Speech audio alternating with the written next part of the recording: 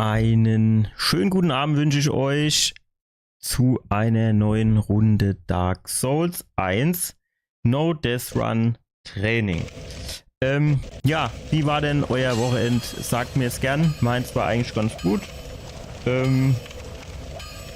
Es ist aktuell tatsächlich so, dass ich relativ spät ins Bett komme immer. So zwischen 3 und 4 oder sagen wir zwischen halb 3 und halb 4. Ja, so circa. Und dementsprechend auch ein bisschen länger Schlaf. Also den Rhythmus müsste ich irgendwie noch mal ein bisschen normalisieren. Ich habe übrigens jetzt gerade kürzlich, um nicht zu sagen heute, Serie geguckt. Es ist hier irgendwie so Game of Thrones Prequel rausgekommen. A Night of the Seven Kingdoms oder so ähnlich. Da habe ich mir jetzt die erste Folge angeguckt. Und ich würde dir tatsächlich sagen, irgendwie fand ich die gar nicht nur so geil. Also das ist ja erst die erste Folge. Das heißt eigentlich, das kann ja noch cool werden. Aber was mich halt so gestört hat, ist, dass die quasi so auf Gedeih und Verderb versucht haben, dort so Slapstick-Humor einzubauen. Also ganz am Anfang, irgendwie die erste 3 Minuten oder so. Also jetzt, theoretisch kommen jetzt Spoiler. Also vielleicht, wenn ihr jetzt die Serie noch gucken wollt und nicht gespoilert werden wollt, hört der Mo für die nächste 2 Minuten weg und dann geht's weiter. Länger wird's eigentlich nicht dauern. Und zwar macht er da so irgendwie, beerdigt seine Meister, eigentlich auch so relativ traurige Szene, oder zumindest hätte es eine traurige Szene sein können. Und dann fängt's halt schon so an mit, ach, ihr habt mich nie geschlagen. Zumindest nur, wenn ich es verdient habe. Und dann kommen dann irgendwie 5 Rückblendungen, wie er ihn runtergehauen bekommt von dem. Und dann, außer das eine Mal als bla bla bla bla, dann macht er so eine heroische, mehr oder weniger heroische Rede. So nach dem Motto, ah ja, hier, ich mach bei dem Ritterturnier mit und bla und bli und blub. Cut. Hockt er hinterm Baum und kackt Dünnsches. Und wird schön im Profil gefilmt. Also warum? Die Szene hätte es einfach nicht gebraucht. Ja, das ist einfach nur, weil es lustig sein sollte. Und dann, Denno geht er hier in der Burg, wo dieses Ritterturnier ist, geht drin, stoßt sich den Kopf, geht raus, stoßt sich wieder den Kopf und so. Und also das ist tatsächlich, also wenn man sich die Originalserie anguckt, Game of Thrones, zumindest nur die erste 4 Staffeln, dann waren 5 Staffeln oder waren es 8 Staffeln? Also jedenfalls alle bis auf die letzte. Das war eine ernste Serie, die nicht auf so billiger Humor gesetzt hat. Also sie hat das nicht gebraucht, die hat das nicht nötig gehabt. Und die war geil. Und ich verstehe nicht, warum es mittlerweile kaum noch Serien gibt, die ohne sowas auskommen. Und dann habe ich jetzt gerade zum Vergleich lustigerweise geschaut. Eine Serie, die heißt Robin Hood, von auch irgendwie vom letzten Jahr oder so ist die. Und die fand ich dann, also ich habe auch nur die erste Folge gesehen, die fand ich halt deutlich besser. Die hat auf diesen billigen Humor verzichtet, ja, und hat halt einfach das Thema transportiert, ja, hat quasi die Figuren vorgestellt, die Charaktere, hat quasi in gewisser Weise Betroffenheit geweckt bei den Zuschauern aufgrund von dem, was dort so passiert ist. Sag mal, wie weit hört man diesen Scheißschmied eigentlich? Also das fand ich wirklich... Also die erste Folge fand ich besser als die andere. Naja. Ist hier erst die erste Folge. Am besten ist, man guckt mal, wie es weitergeht. Und dann schauen wir mal. So. Jetzt sind wir hier. Beim letzten Mal hatte man festgestellt, dass wir hier in dem Hinterhof mit dem Gegner unser Probleme hatte. Ich würde den packe, aber jetzt in dem No-Death Run ist es halt schon so ein bisschen Glücksspiel, dass ich den packe, ohne einmal dabei drauf zu gehen. Also keine Ahnung, wenn ich 5, 6 Versuche habe, würde ich es wahrscheinlich packen oder sagen wir 7 bis 8. Aber aufgrund der 2 Drecksköder und diesem beengten Raum ist es tatsächlich schwierig. So, dann kam die Idee, mir klatschte der Havel, bekomme dem seine Rüstung. Und dann sind wir so tanky, dass wir den einfach platt machen können. Also habe ich den Havel platt gemacht, nur um festzustellen, ich krieg nur einen Ring von dem und nicht die Rüstung. Problem. So, dann haben wir ein bisschen recherchiert, wo es diese Rüstung gibt, diese Steinrüstung. Und zwar gibt es die in diesem Wald, also wo wir jetzt hier beim Antrieb waren, dort runter, dort gibt es diese Rüstung. Problem an der Geschichte ist,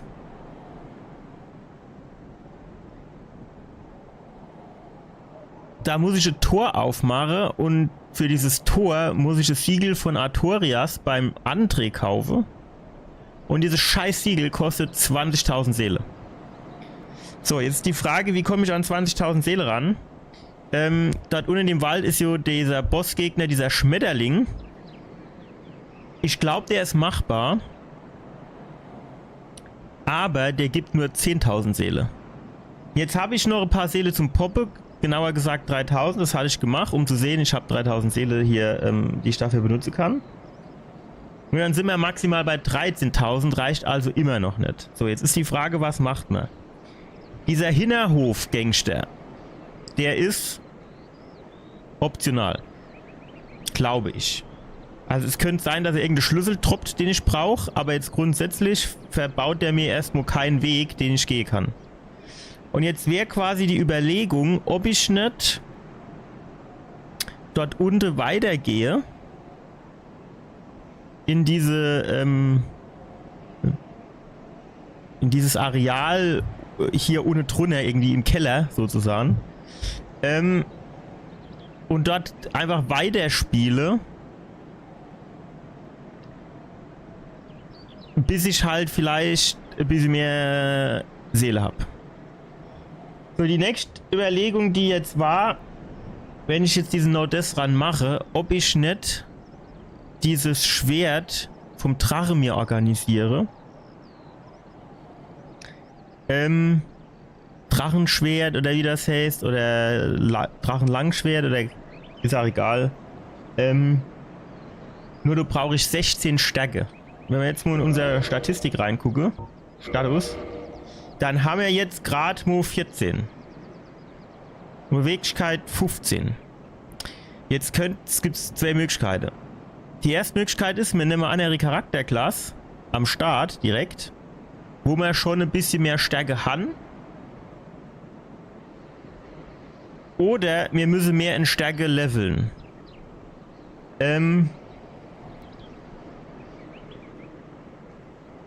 Mehr in Stärke leveln ist aber beim No-Death Run vielleicht ein bisschen blöd, weil, also zumindest am Anfang, weil man am Anfang eigentlich meistens relativ viel in Vitalität ballert, damit man 8 Mal Treffer aushalten kann, ohne direkt im Arsch zu sein. So, das sind jetzt so die Überlegungen. Ich wollte jetzt einfach mal gucken gehen, wo oder ob ich dort ohne weiterkomme oder ob diese Tür quasi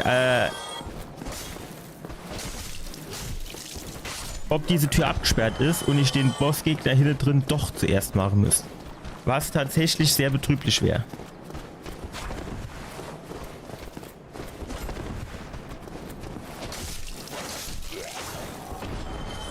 Nun, das war anders geplant, aber es hat funktioniert.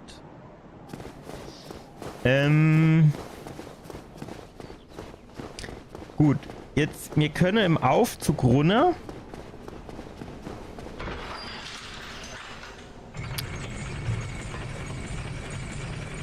Und mir hatte Shortcut freigeschaltet.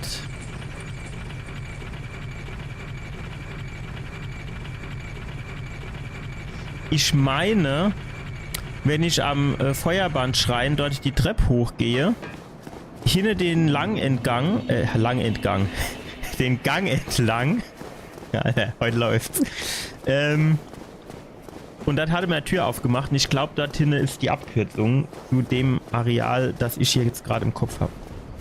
Aber wie gesagt, wir müssen halt tatsächlich zuerst gucken, ob diese Tür aufgeht oder... Wow.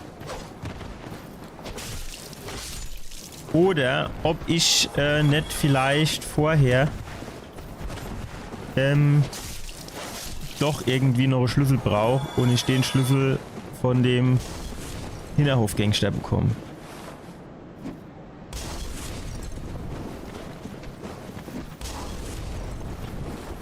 Haha, vorbei. Okay.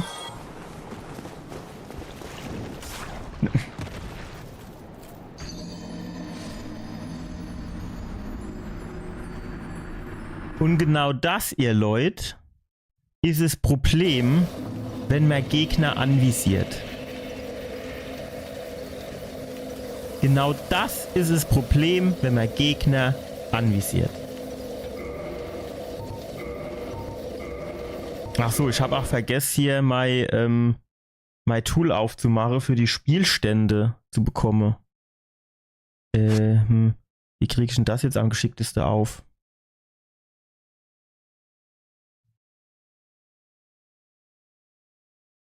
Ah, läuft hier, läuft. Also dieses Dark Souls Spiel, das ist echt extrem, wie soll ich es nennen, widerspenstisch, wenn es darum geht, sich einfach nur die Desktop-Anzeige zu lassen. Weil das springt bei jeder Bewegung direkt zurück ins Spiel. Also es ist echt sehr penetrant.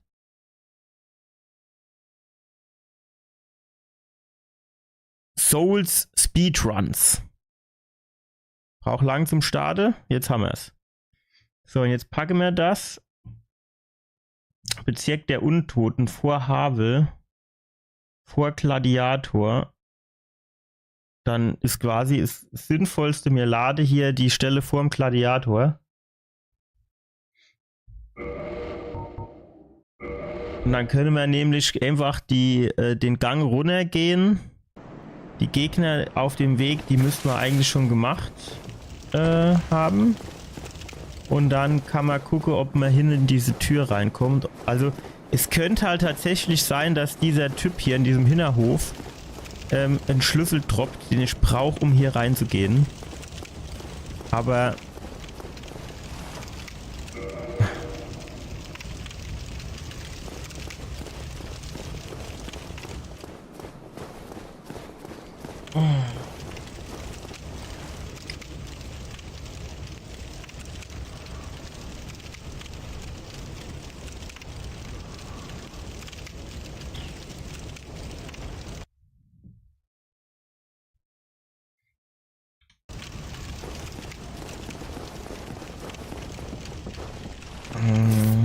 Wo kommen wir hier nochmal raus?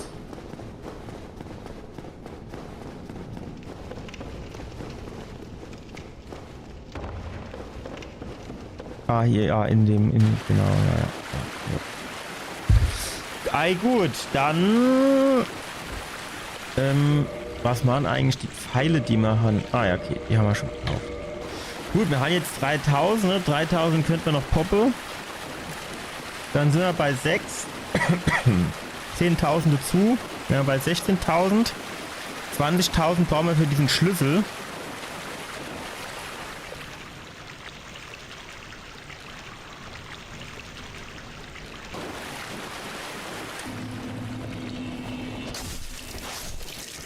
Aber selbst dann, wenn wir diesen Schlüssel haben,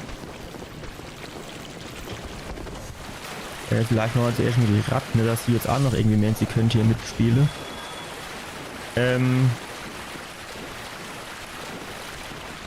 Selbst wenn man den Schlüssel hat, stellt sich halt auch noch so ein bisschen die Frage, tatsächlich. Wo sind wir?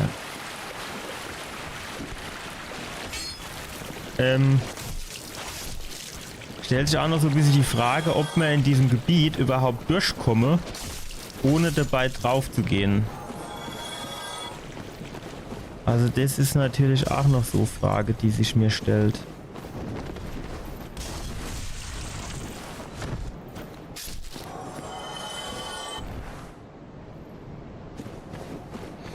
Weil das ist natürlich dann auch ein Gebiet, in dem wir eigentlich schon nichts verloren haben.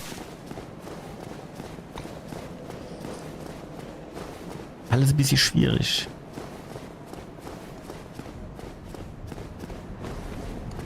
Alles ein bisschen schwierig.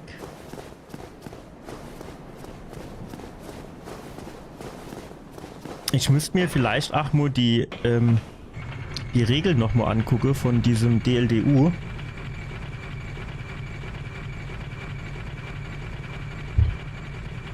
Einfach damit ich weiß, was quasi erlaubt oder nicht erlaubt war. Zum Beispiel habe ich ein Cheese gesehen. Und dieser Cheese sieht vor, über die Nebelwand von diesem Hinterhofgangster Dunghaufe zu schmeißen, bis er vergiftet ist und dann drin zu gehen. Und dann ist er tot. Und da sind noch die 2 Hunde da. Das ist natürlich ganz geil. Aber ich bin mir tatsächlich ziemlich sicher, dass es hieß, also dass Cheese nicht erlaubt sind. Es sei denn, es ist quasi eine von der Game-Mechanik her oder vom Spiel her intendiert der Cheese. Also zum Beispiel dieser Feuer-Lava-Dämon, den man quasi runterkicken kann, indem man dem Pfanne hier die Faust haut und wer dann der Abgang macht.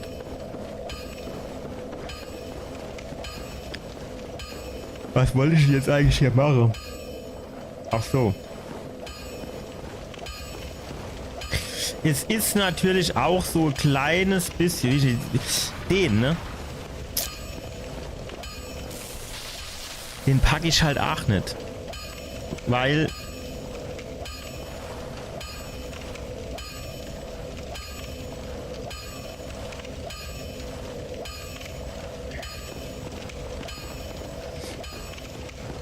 ich hock mich mal hier an das Leuchtfeuer, dass wir hier auf jeden Fall wieder rauskommen. Oder? Das andere ist natürlich auch nicht schlecht. Nee, ich will jetzt diesen Typ hier ausprobieren. Also ich hatte ihn tatsächlich schon mal ausprobiert und habe dann quasi so viel Schade gemacht, als ich gedacht habe, da muss ich jetzt eine halbe Stunde spielen, bis er tot ist. Und die Wahrscheinlichkeit, dass ich vorher drauf gehe, ist relativ groß. Und deswegen hatte ich mich irgendwann mal dazu entschieden, ich mache den nicht. Aber je nachdem, wie viel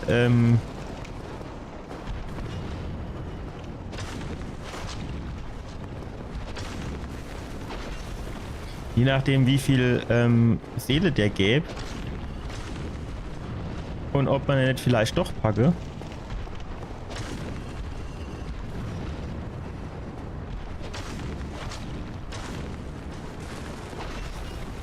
Wäre halt die Überlegung, ob man den nicht doch mache.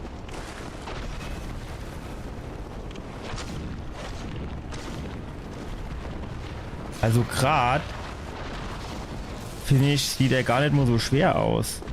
Aber wir haben halt hier schon nicht mal die Hälfte von der Energie ohne, ne? Wäre halt ganz geil, wenn er aus der ECMO rauskäme, wenn ich ehrlich bin. Ja, so kann ich weitermachen.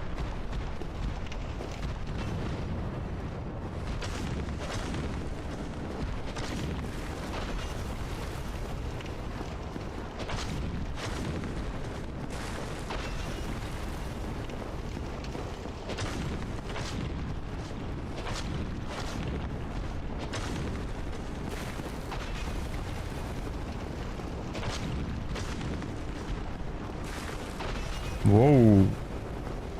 Riech mal locker.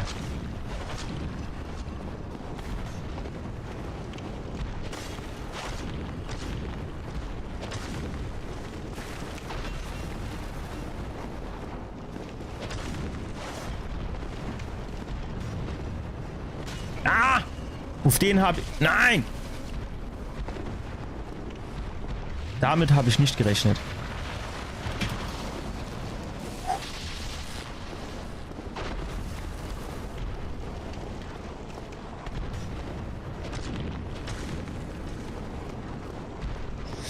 Da muss man natürlich sagen, so wäre das dann mit diesem Drache-Schwert tatsächlich geiler.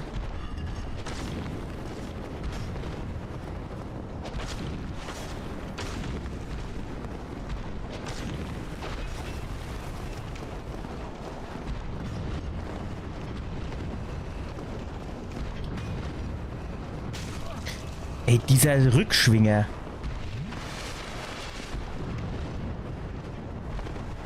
Und den macht er halt auch nicht immer, ne?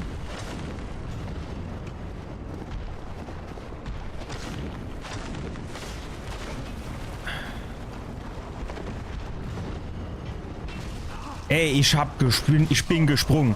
Ja, und das ist es halt, ne? Wenn ich nur einmal aus dem Ding draus bin und dann bin ich komplett gefickt.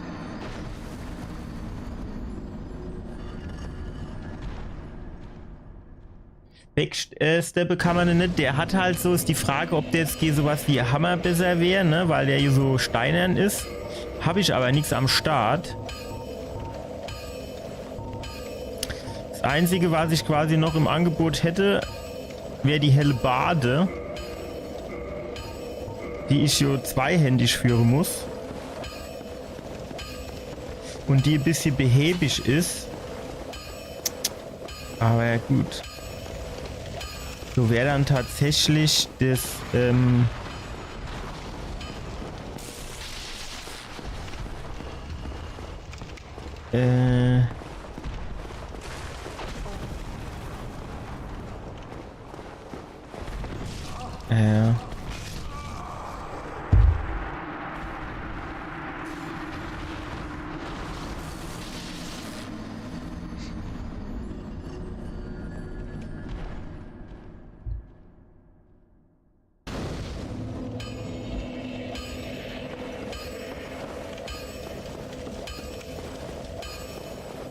naja gut, jetzt müssen wir zumindest Rücksicht mehr drauf nehmen, wie wir unsere Seele wieder bekommen.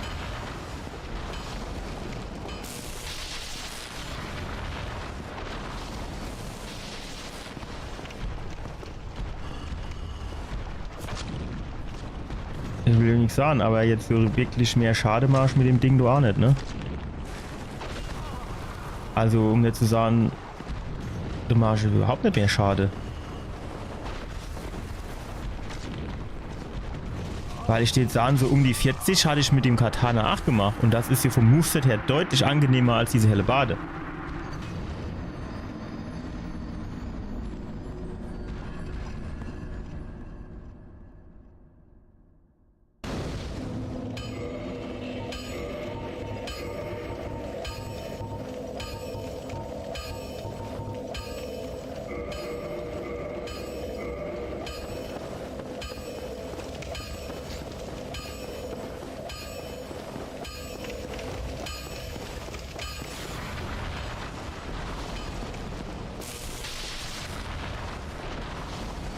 Das ist halt noch die einzige Option, die mir einfällt. Naja, gut. Man muss sagen, ja doch, die macht schon doppelt so viel Schade, ne?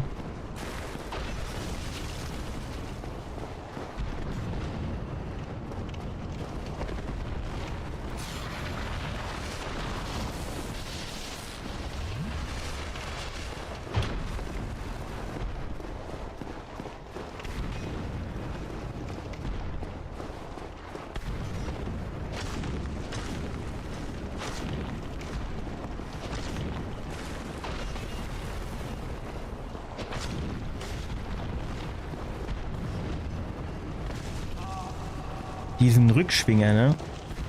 Den packe ich nicht.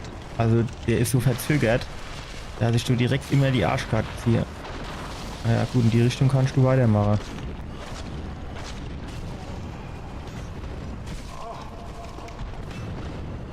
Seit wann zieht mir dann dieser verfickte Schwanz ach was ab?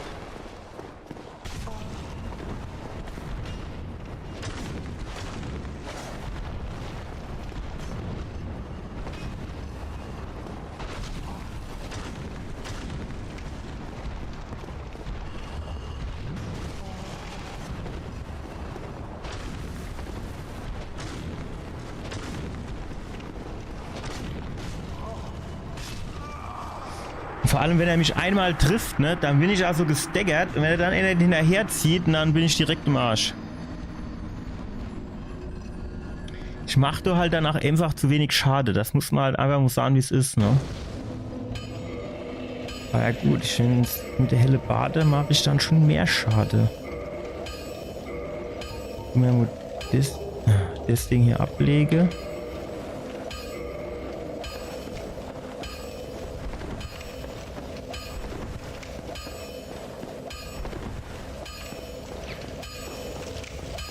Aber keine Ahnung, ich bin mal gespannt, wie viel Seele der gibt. Ich könnte mir nämlich tatsächlich vorstellen, dass es gar nicht nur so viel sind.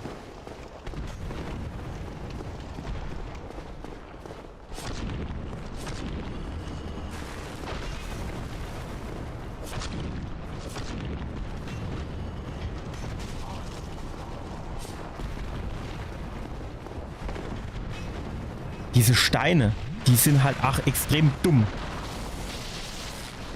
Ja, das merkst du auch, ne? Er schießt die gehe, ich springe die gehe.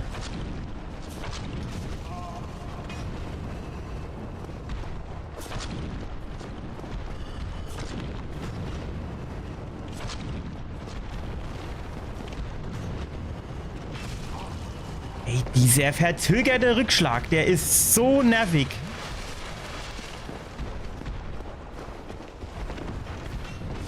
Jetzt fängt er nicht nur an, den Rückschlag zu verzögern, sondern an noch den anderen. Mir so ganz neue Marotte wieder.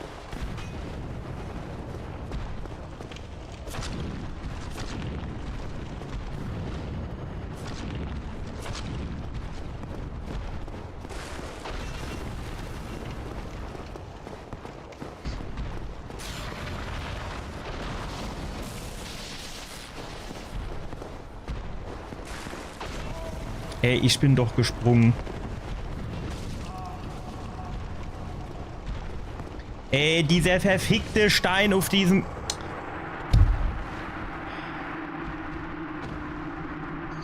Ja, seine fette Arsch wieder genau dorthin gemacht, dass ich nicht durchgehen kann.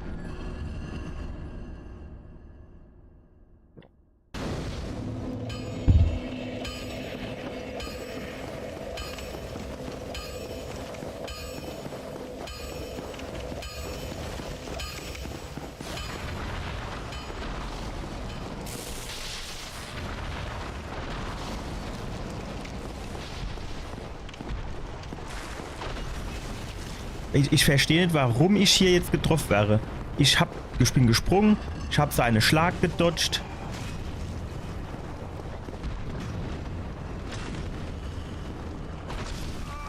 Das ist dieser Schwanz, mit dem er du wedelt, ne? Der tut mich immer treffen dann. Irgendwie abhauen kann man den nicht wahrscheinlich, ne? So bei dem Drache. Aber das ist jetzt eigentlich so die einzige Idee, die ich habe, wo ich noch ein paar Seele herbekommen kann. Wenn man den packen würde. Aber das ist jetzt mit den Waffen, die ich habe hier, tatsächlich nicht ganz so geil.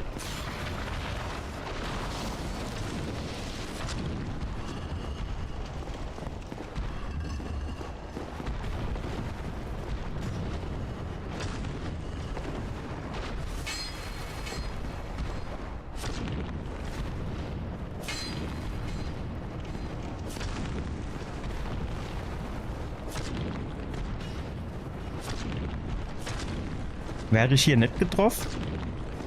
Wenn ich so direkt vor ihm stehen? Doch. Ja, geil.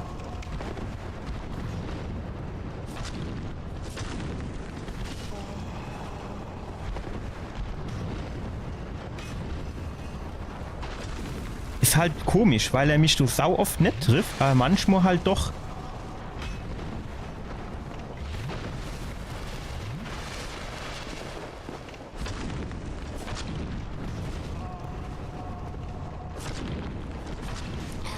Könnte natürlich auch sein, dass er mich trifft. Oh, jetzt bin ich tot. Dass er mich hier trifft. Wenn ich durch den Schlag... Ne, ist eben nicht passiert. Ne? Wenn ich schlage, wäre ich so ein bisschen zurückgedotzt, dass er mich dann trifft. Weil wenn ich hinter dem bin mit seinem scheiß Schwanz, das ist ja irgendwie unberechenbar, wann der mich nur trifft und wann nicht.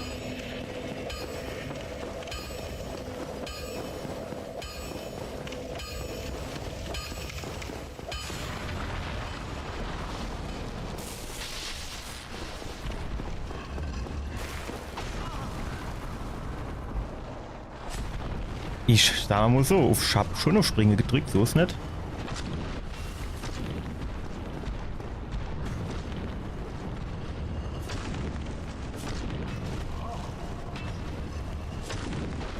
Ich wüsste halt gern, woran das liegt, dass er mich manchmal trifft, wenn ich direkt vor ihm bin und manchmal nicht.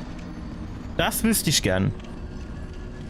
Weil er hat jetzt irgendwie, keine Ahnung, 9-mal geschlagen und mich 2-mal getroffen. Oder 3-mal getroffen.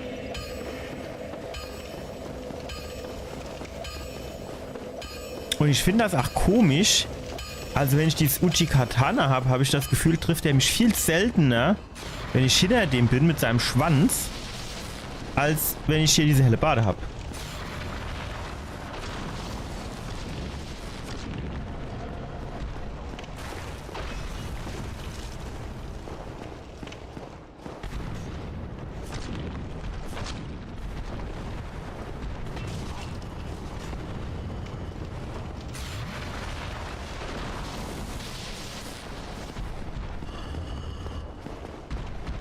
Wäre halt schon ganz geil, wenn er von dieser fucking Wand weggehen wird, ne?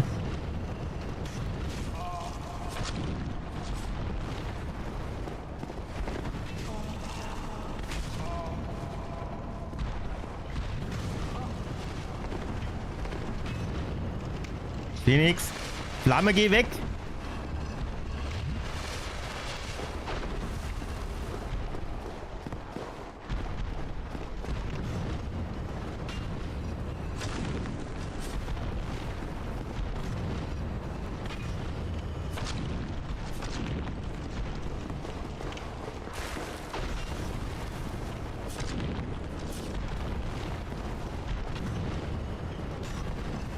Lass mich doch, dummes Muttasch.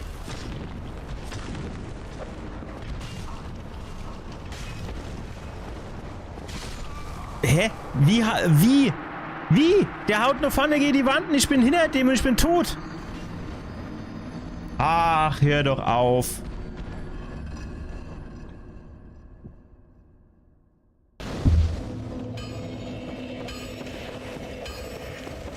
Eine Scheißerei, ey.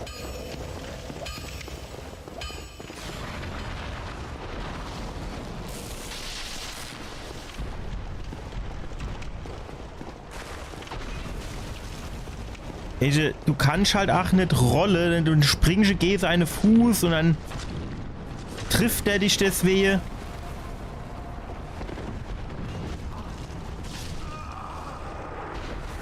Dieses Areal geht mir auch so auf den Sack, ey, mit diesen scheiß abgebrochenen Pfeiler, wo man nicht rolle und nicht gehen kann.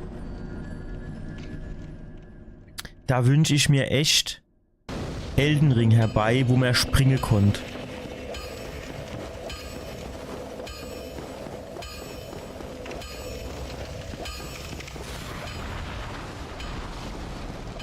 Also ich glaube, es ist auf jeden Fall schon mal gut, wenn man rechts rum geht.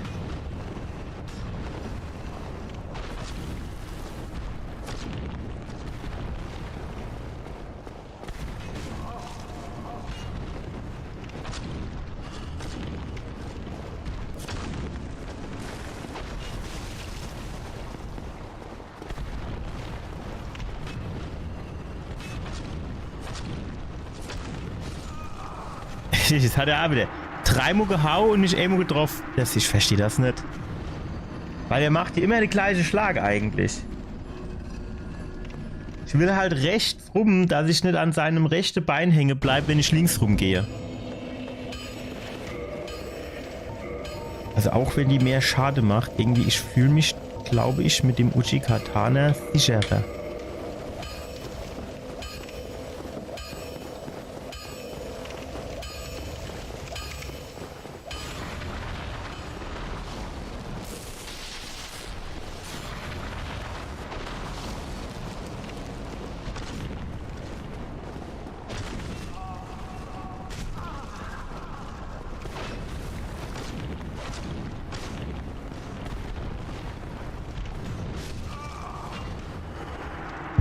Aber, also ich springe doch.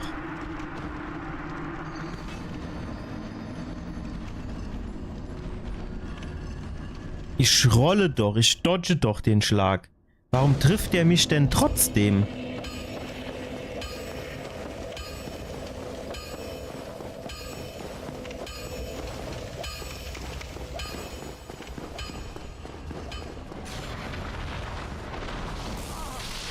Das war stark.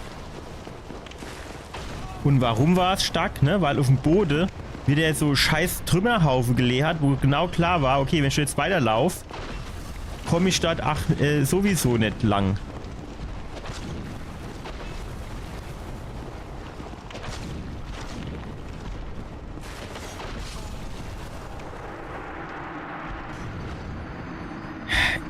Ich weiß nicht, wo ich in dieser dummen Arena kämpfen soll.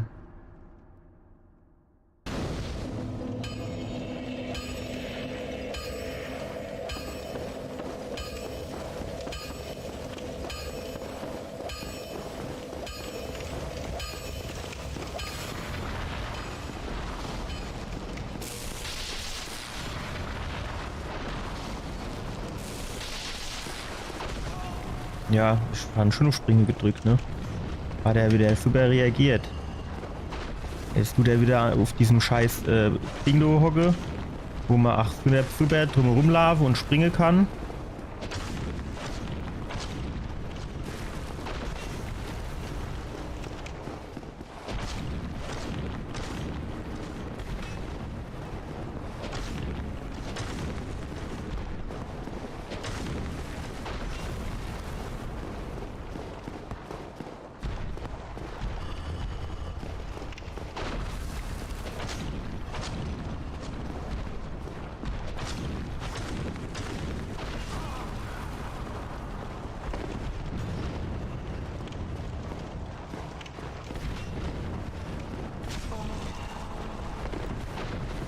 Wie er wieder jetzt an diesem scheiß Ding hängen geblieben ist hier.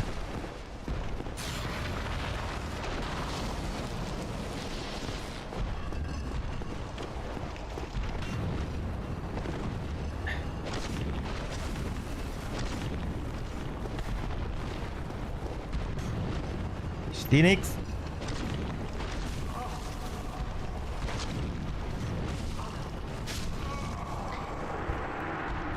Wie ich das hasse, jedes Mal in irgendeiner verfickten Ecke festgekeilt zu sind, weil irgendwo eine Wacke auf dem Boden liegt. Ring des bösen Auges. Dann guckt der ganz böse.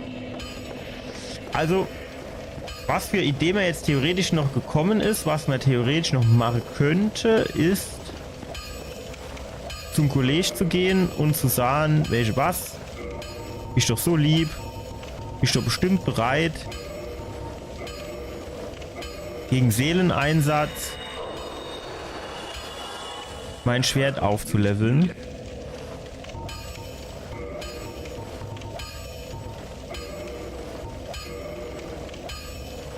Und zwar könnte ich das auf Uchi-Katana +2 machen.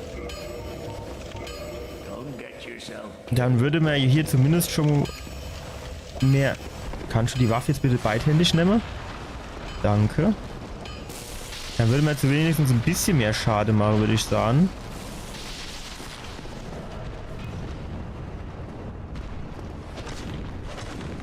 Naja, aber wenn ich ganz ehrlich bin...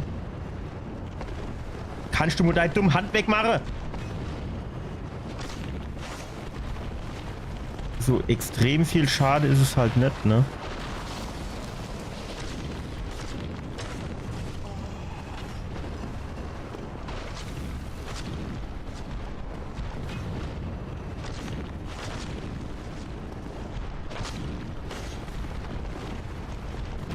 Warum springt er nicht? Ich glaube, die grüne Leiste war leer. Geil, wie hat er den Schuss hier eigentlich quasi durch die Steine runtergeschossen? Das müssen wir auch noch zuerst mal einer hinkriegen, ne? Jetzt muss der jetzt wieder in der Ecke gucken, wo man ja nicht hinter den kommen kann.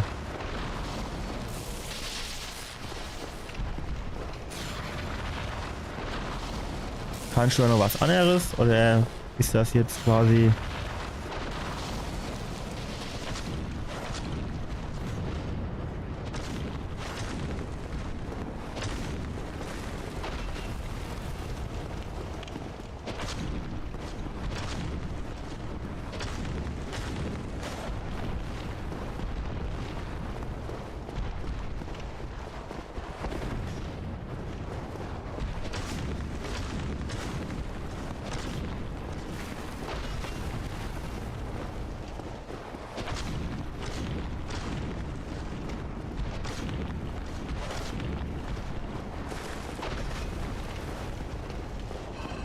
Nein, nein, ich will auf die andere Seite.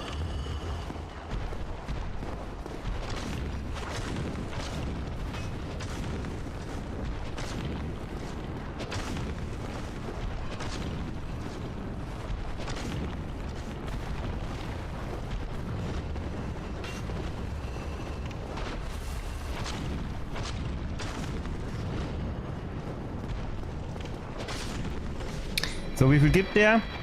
2000. Aber das ist schon räudig, ey. Also so viel...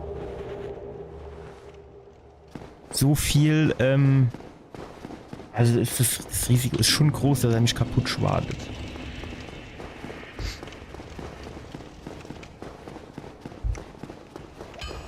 Aber es wäre jetzt gut. Andere Frage. Hier, verkaufe kann ich dem nichts, ne? Nur kaufen. Also ich habe ja theoretisch jetzt...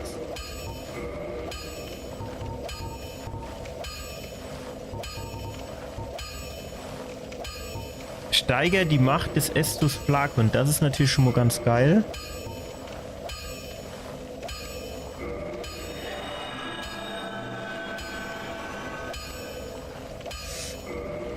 Aber ich habe jetzt gedacht, ich könnte mit diesen Boss-Seele, wenn ich die poppe, dann würde ich vielleicht eine Haufe Seele bekommen, ne? Aber das ist nicht der Fall.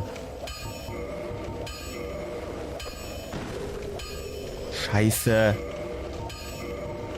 Warum habe ich denn jetzt das Ding weggeschmissen? Ich wollte das Teil hier, wollte ich poppen, ey.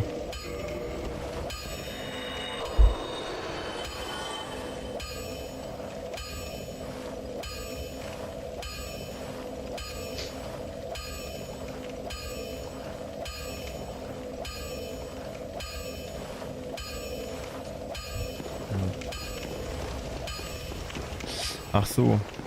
Ja, warte mal. Bis dorthin werden wir wahrscheinlich kommen, ne? Also wenn man rechts von dem immer ist, also auf der anderen Seite, wo er das Bein so abgewinkelt stehen hat, dann geht's, glaube ich. Aber, richtig geil ist was anderes, ne?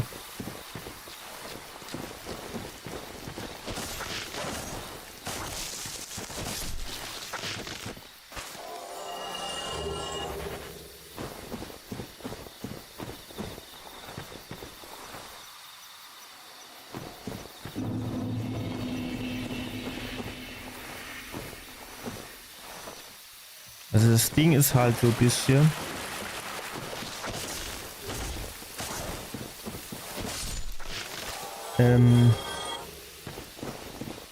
Also das Problem, das ich hier habe, ist... Also ich würde diesen Schmetterling, denke ich, packen.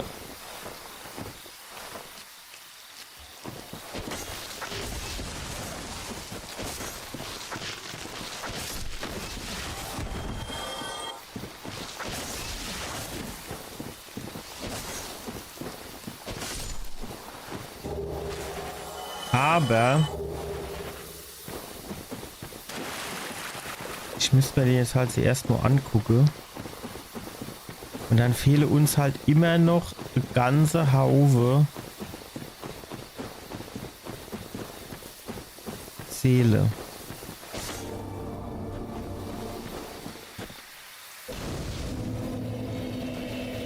Das muss man halt einfach sagen, ne?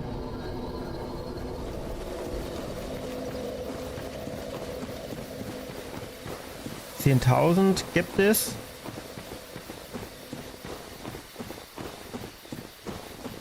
Und dann müssen wir hier quasi schon eher ein bisschen durchrennen.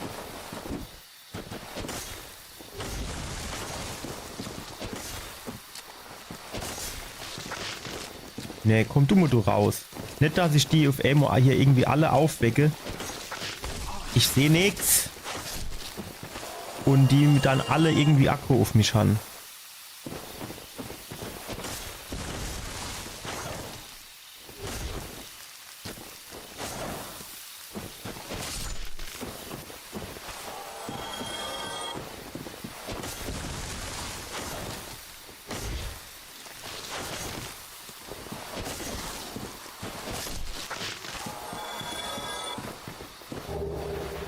Ah, hier war noch eine große Seele.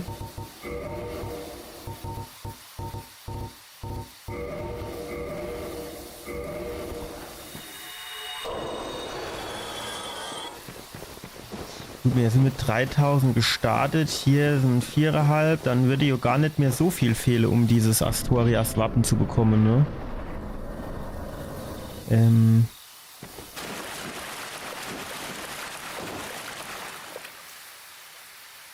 Hier hin ist noch ein Item.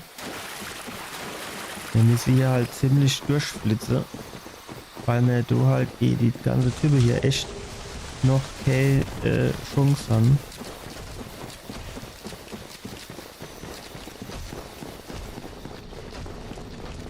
Dann könnte man hier hochrennen. Ich glaube, die komische Baumdinger sind uns irgendwie so ein bisschen dahergerannt kommen. Aber die könnte man ja theoretisch.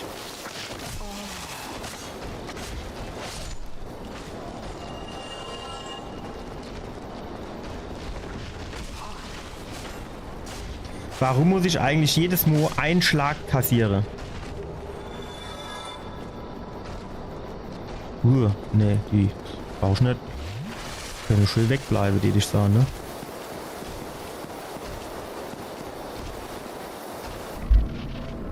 Ah, shit. Jetzt habe ich vergessen, Save Point anzulegen.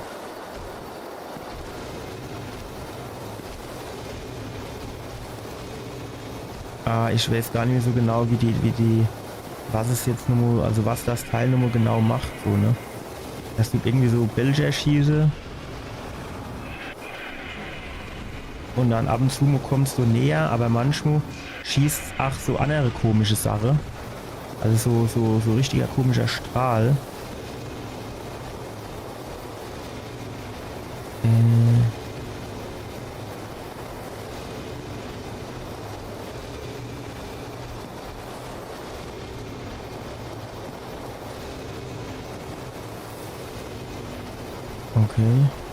Okay, Bock nie, irgendwas zu machen. Auch geil.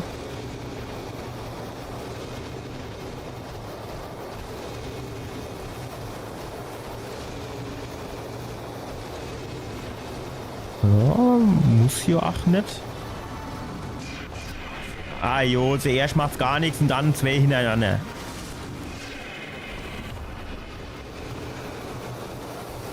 Es kam doch hier rangehupst, genau. Alter, ist das dein fucking Ernst?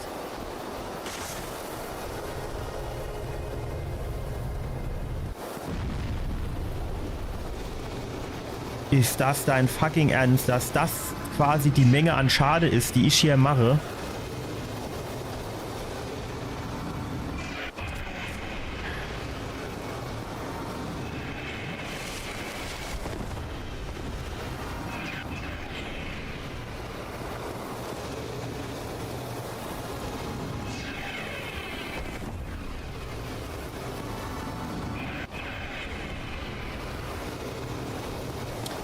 Hier runterfalle kann man doch nicht, oder?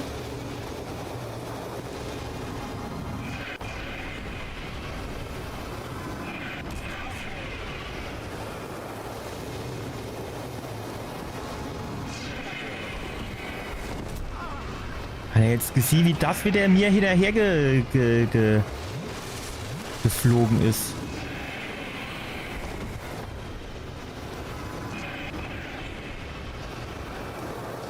Ey, der braucht aber viel zu lang, um hier mal an diese scheiß Mauer ranzukommen.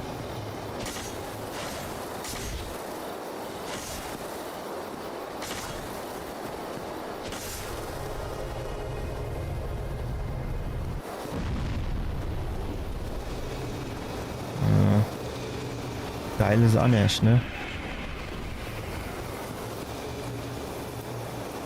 Ich meine, gut, wenn man hier vielleicht ein bisschen an den Rand geht, dass wir ein bisschen mehr Reaktionszeit haben.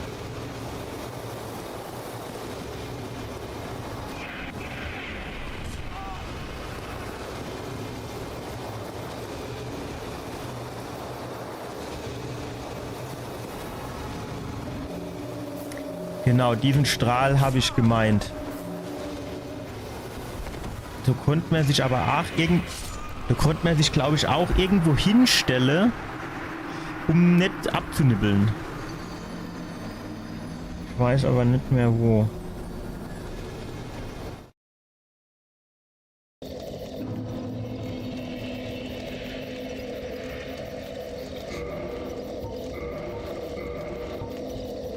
Wir beenden das jetzt mal.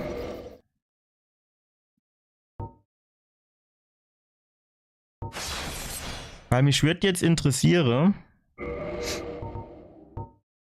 wenn ich jetzt ein neues Spiel mache.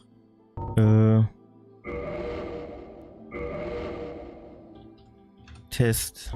Und das ist mir eigentlich alles egal. Ey, Alter, muss ich jetzt hier irgendwas machen? Wie komme ich denn zurück? So, Krieger. Stärke. Beweglichkeit, Bandit.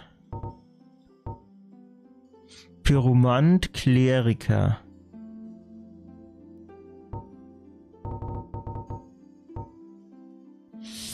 Ritter hat Stärke 11 und Vitalität 14. Das ist eigentlich gar nicht so schlecht.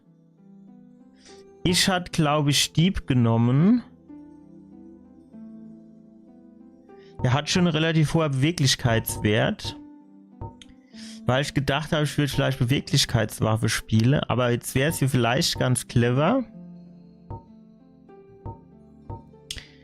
wenn man sowas spielen wird. Also Stärke 12, Vitalität 11. Dann wäre das quasi 4 Level in Stärke und man könnte dieses Dracheschwert benutzen. Und Vitalität hätte er jetzt auch schon 11. Der Bandit, der wäre vielleicht sogar noch geiler, ne? Der hat Vitalität schon 12 und Stärke 14. Vitalität 14 und Stärke 11. 12, 14... 14, 11. Wäre 5 Level in der Stärke. Und sind 2 Level in der Stärke.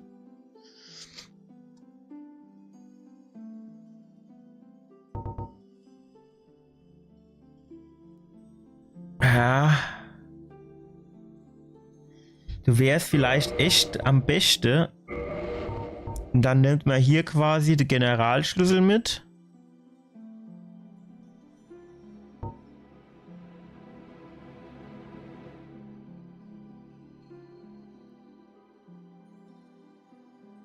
Was macht denn der Generalschlüssel auf?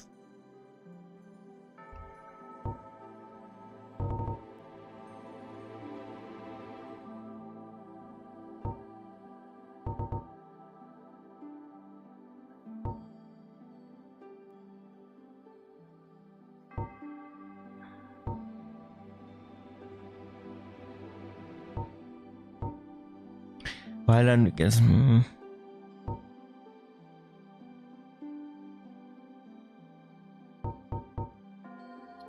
winziger Rest an Menschlichkeit. Also ist das ein Seelepäckchen? Wie groß ist dieses Seelepäckchen?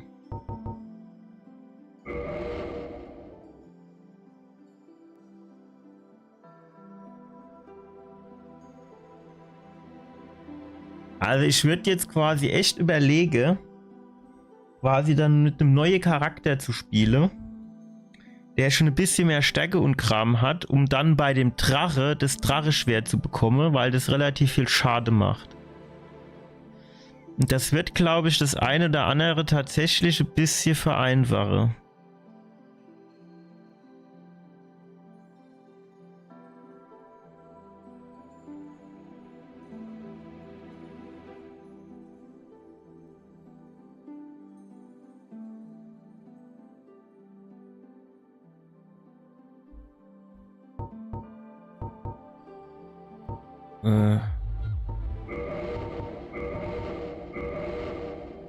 Nee, geh noch bitte zurück.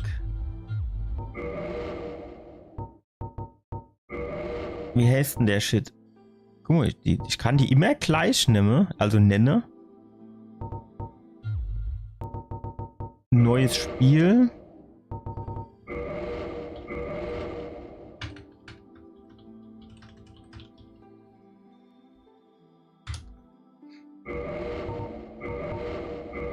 So, was hatte mir gesagt? Bandit, ne? Generalschlüssel.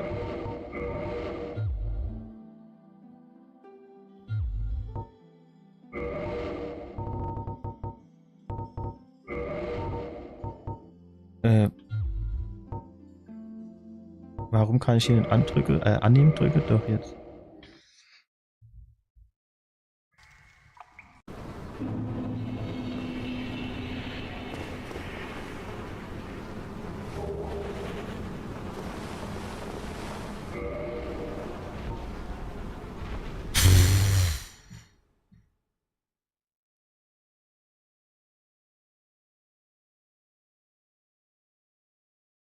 Jetzt müsste ich aber eigentlich alles wieder neu machen.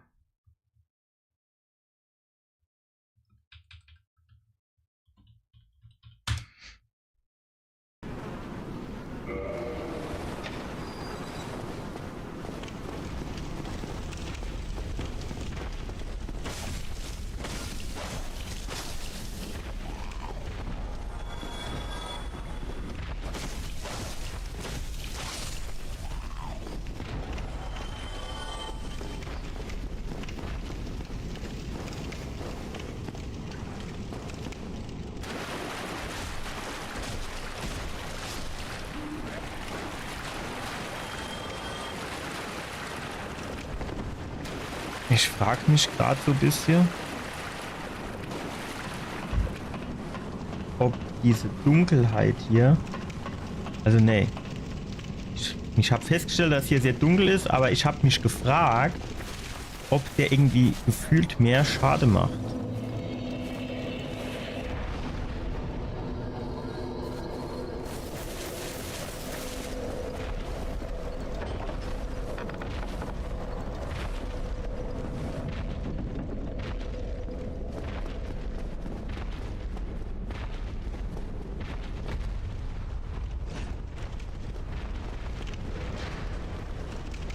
Wir hätten natürlich auch können mit diesem anderen Charakter jetzt einfach ein bisschen hochleveln auf Stufe stark auf Stufe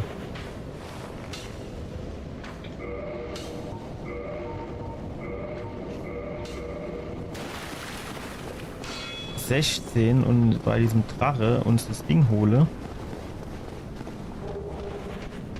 Aber ich fand das jetzt eigentlich auch gar nicht so verkehrt. Hier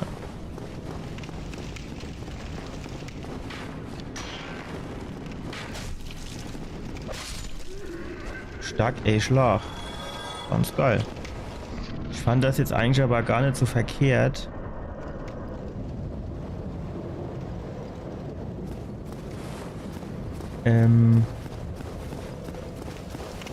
Das mit diesem Bandit einfach nur mal auszuprobieren.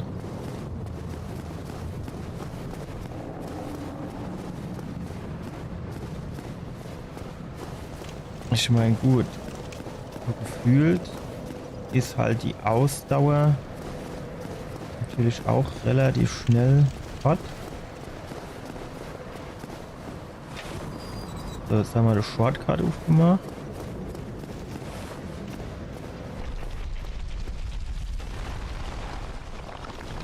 Klatschen wir da oben den weg, wenn man es hier. Also ich kann das besser als der, stelle ich fest, ne?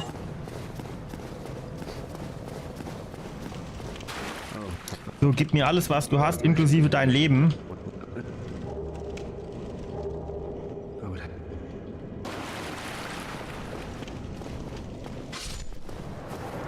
Ich glaube aber, jetzt so droppt der jetzt nichts mehr, ne?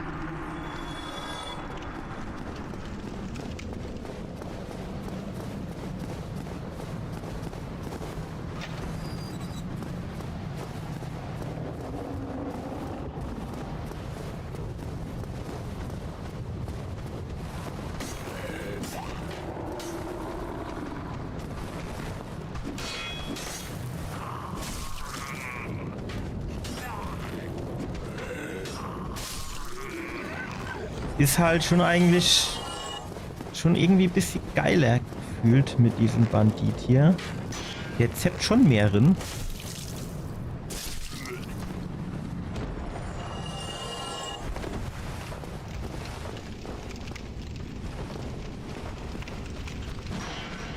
Ja, es hat ja richtig geil funktioniert, die Demo.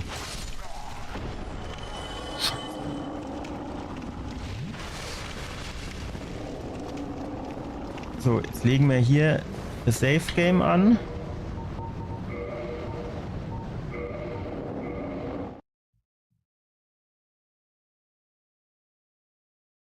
Import.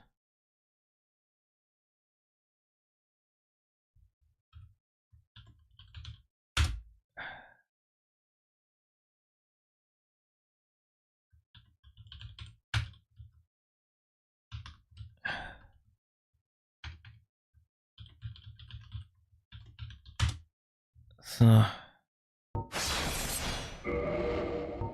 Fortfahren. Also wir brauchen dann quasi 2 Stück in Stärke. So, das Schild können wir wegmachen. Der wird jo machbar sein.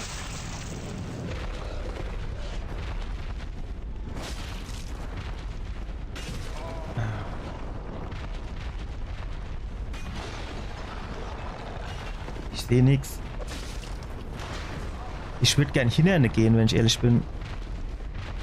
Genau, springen wir hoch.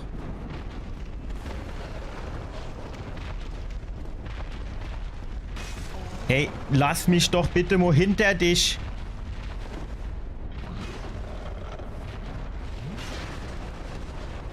Danke. Doch nicht. Danke.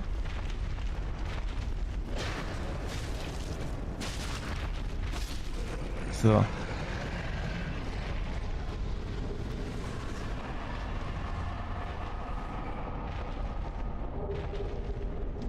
Menschlichkeit. Jetzt ging es hier irgendwie weiter, ne?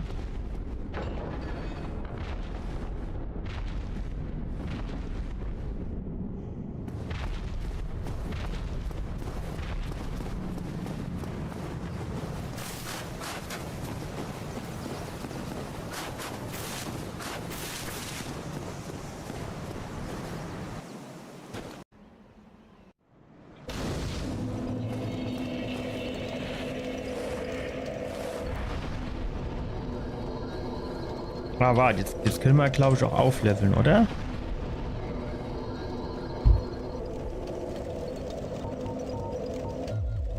So, jetzt haben wir hier die 16, die wir für das Schwert brauchen. Und alles andere geht dann in Vitality.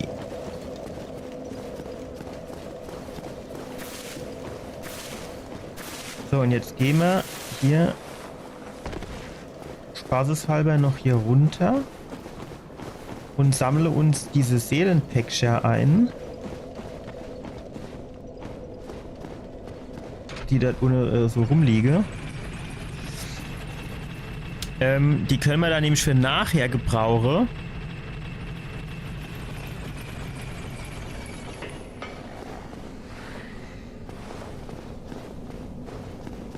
Wenn wir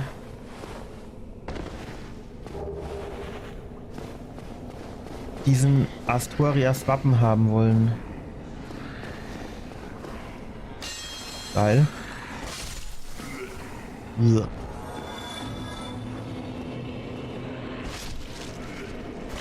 Also diese Sounds, ne? Echt wirklich.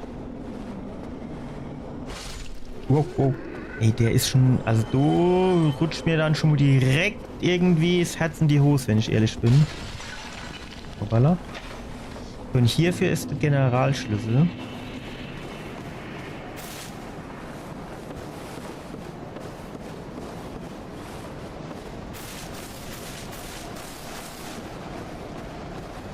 Ich hatte irgendwie so im Kopf, dass hier irgendwo so Tarre liegt, dem er dieses Teil vor der Nase wegschnappen kann.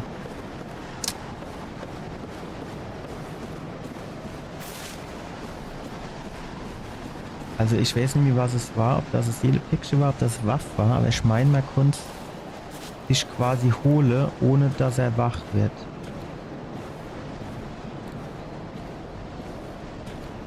Bin nicht sicher.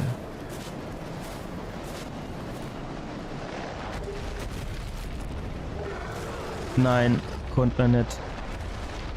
Wow, schläft noch.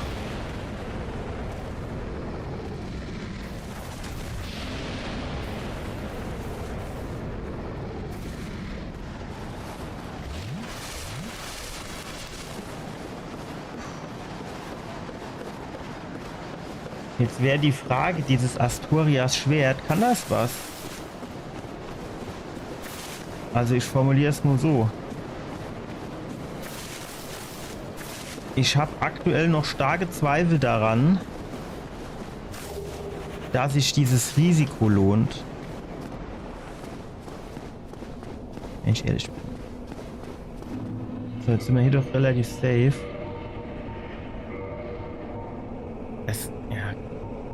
Das hier ist, glaube ich, irgendwie so Magieschaden oder sowas, hä? Aber 80 ist jetzt nicht so viel. Also das ist auf jeden Fall, das lohnt sich mir auf jeden Fall nicht.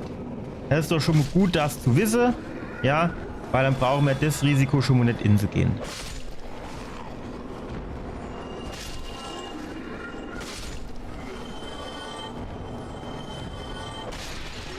Aber dieses große Seelenpäckchen, das dort links um die Ecke liegen hat, das lohnt sich mir auf jeden Fall zu holen, würde ich sagen. Panzerbrecher brauchen wir nicht. Aber ich meine, es macht natürlich schon Sinn, hier runter zu gehen und sich zumindest nur die paar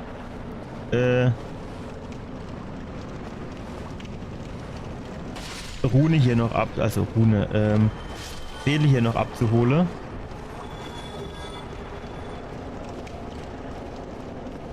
Und dann wieder schwuppdiwupp hochzugehen. Wo stehen hier auch noch ein paar an der Wand?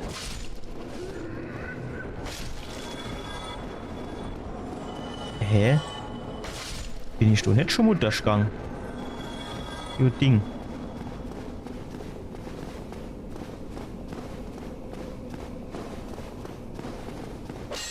Kaboom.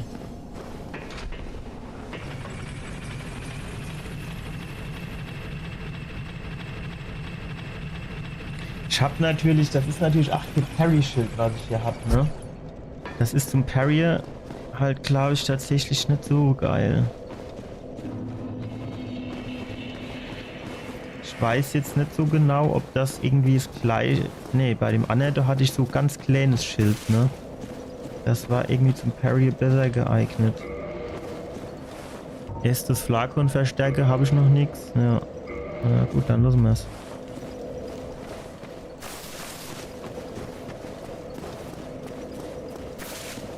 So. Zocken wir uns du halt nochmal hin.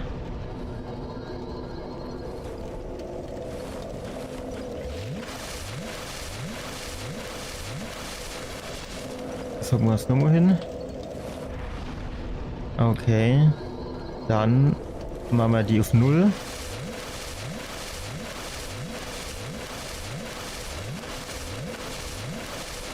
Und hocke uns dann hin. Warum kriege ich immer 10 Stück? Ich habe doch eigentlich regulär nur 5.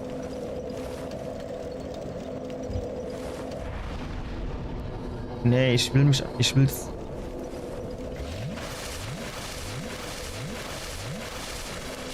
Ja, egal, dann machen wir das. So, hier ist noch... Ah, ne, Menschlichkeit, okay.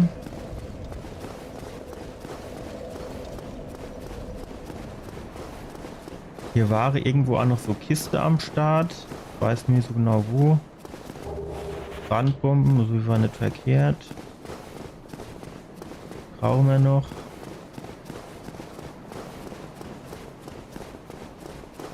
Tag.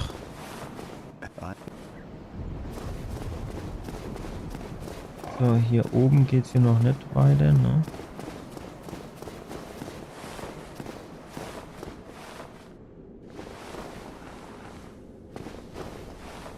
Wo ist denn eigentlich dieser Aufzug?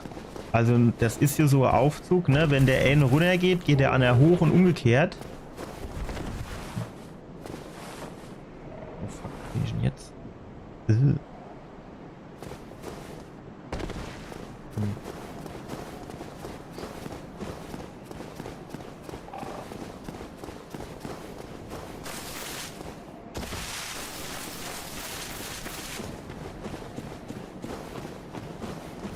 Dann gehen wir jetzt hier hoch.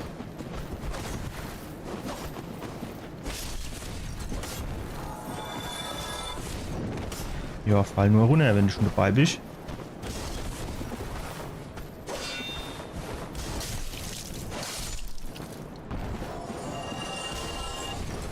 Genau, komm du mal davor.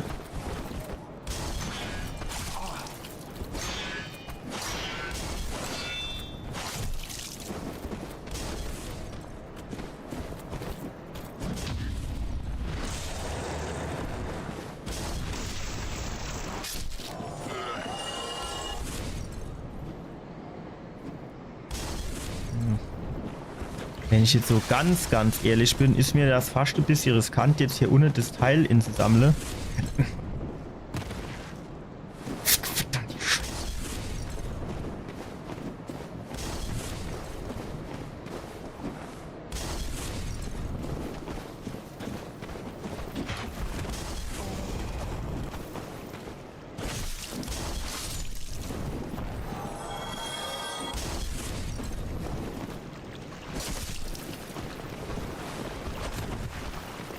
Nee.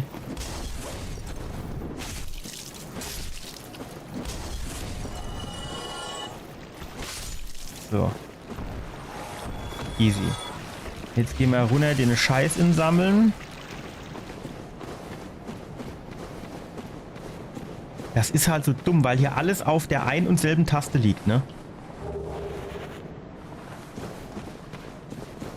Also ich pop hier jetzt auch nichts von diesen Seelebehältern.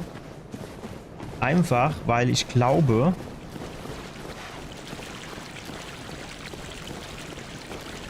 dass wir uns das alles anspare für nachher dieses Asturias-Wappen.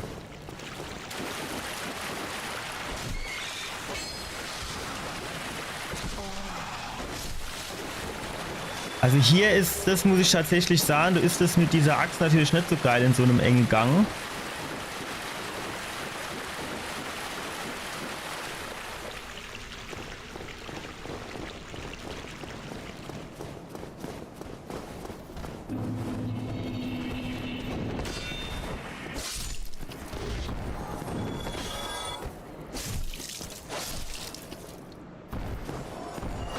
Aber also grundsätzlich spielt sich das jetzt gar nicht so Alter.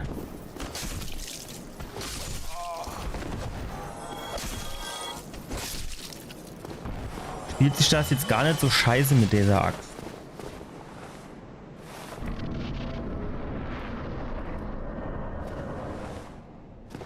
War hier nicht noch was? Genau, also die ganze Seelebehälter, die kommen uns alle zugute. Aber ich befürchte halt, dass in denen alle nur 200 Rune drin sind, ne? Das ist hier dann quasi nichts. Oh, fuck. Als er weg wird.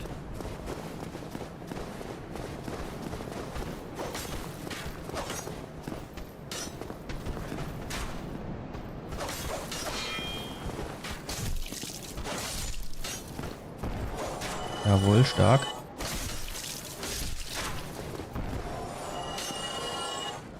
War hier nicht noch ein dritter?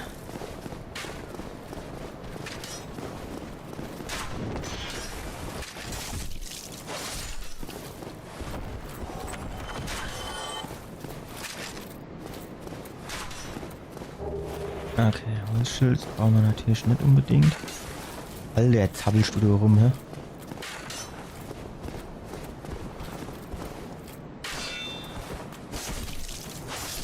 So. Jetzt tun wir uns zuerst mal dieses Leuchtfeuer hier holen.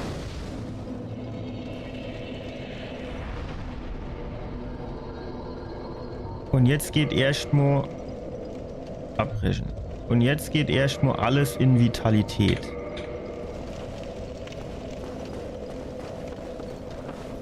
So, hier komm rein.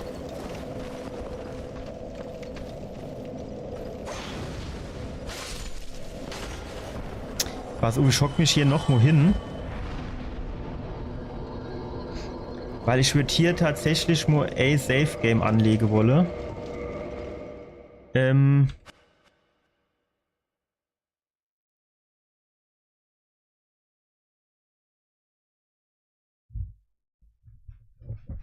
Ich habe falsche Knöpfe gedrückt. Oh Mann.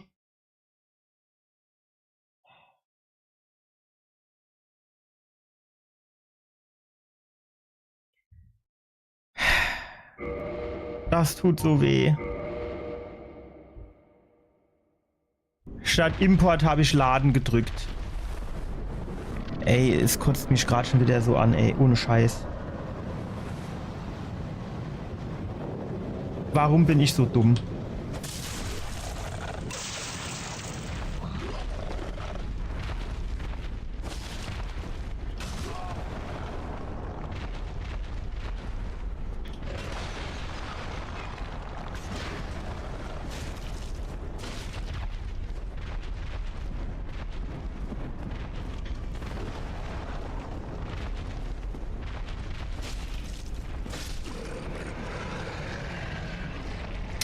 Ich meine, das ist hier jetzt nichts, wie soll ich denn sagen, das ist jetzt nichts so Schlimmes, ja, ich war ja noch nicht so weit.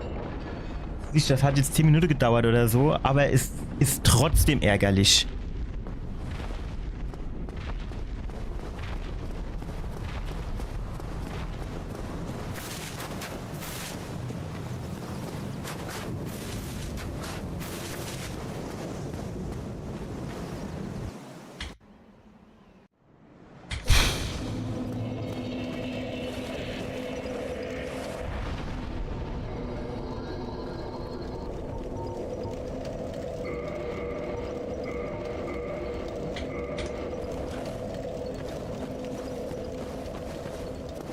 Eigentlich, aber Stärke ist, glaube ich, trotzdem ein anderer Wert als das, was die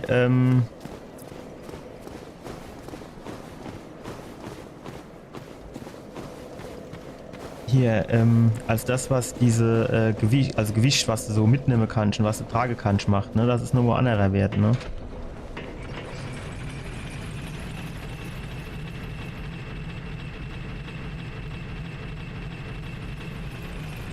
Hey, ich würde in diesem Spiel so gern springen, ne? Kann man sich gar nicht vorstellen. Ich denke die ganze Zeit, hier, ich kann springen, bis mir dann einfällt, ja, springen ist nicht.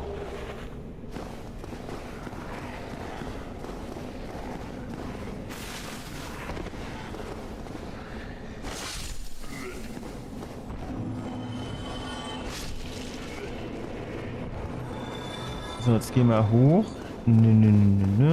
Zack.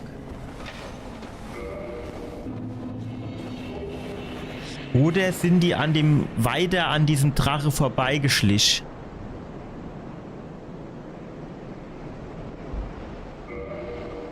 Und hinten gab es noch was. Das probiere ich jetzt, also das gucke ich mir jetzt gerade nur kurz an. So, Import.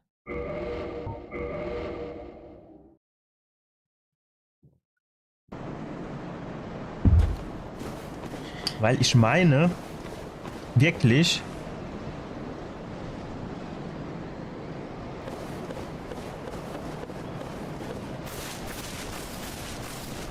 dass man da irgendwas sich holen konnte, was die irgendwie auch unbedingt haben wollte. Könnte jetzt halt höchstens sein, dass die das Schild haben wollte nur. Weil das irgendwie cool ist oder gut ist. Aber ich meine echt, die wäre hier irgendwie an dem vorbei. Und hätte sich hier irgendein Item holen wollen.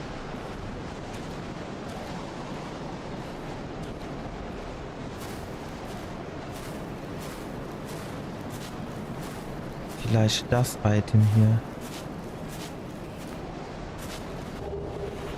Ja, die Seele eines Kriegers.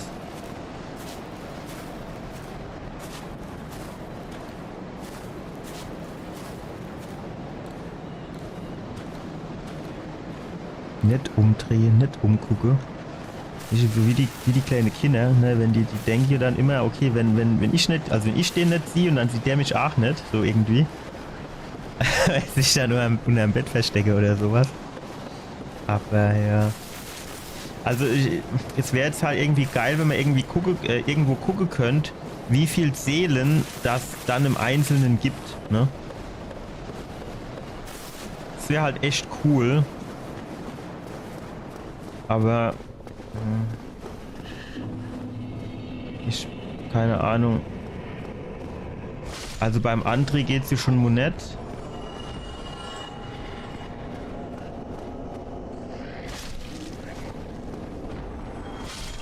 Bei Elden Ring musste man, glaube ich, dann irgendwie zu irgendeinem Händler gehen. Da hat das dann irgendwie gestanden.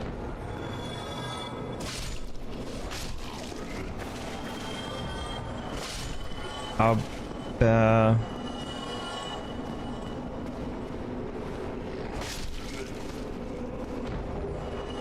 war der Panzerbrecher, genau. Noch so Seelepäckchen wäre mir tatsächlich lieber gewesen. Aber okay, ich nehme natürlich, was ich bekomme. Klar.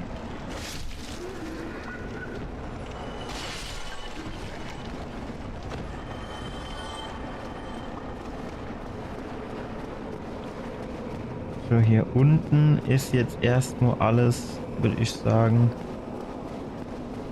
eingesegelt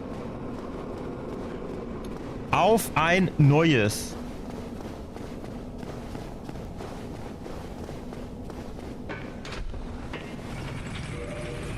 Also das wäre halt echt, wo ist denn meine Maus jetzt hier? Das wäre halt echt cool, wenn man hier sehen wird, ne, wie viel Seelen das gibt. Hier erhalte ich Seelen und hier erhalte ich die Seelen nur bei der Benutzung. Das ist schon ein Unterschied dann, ne?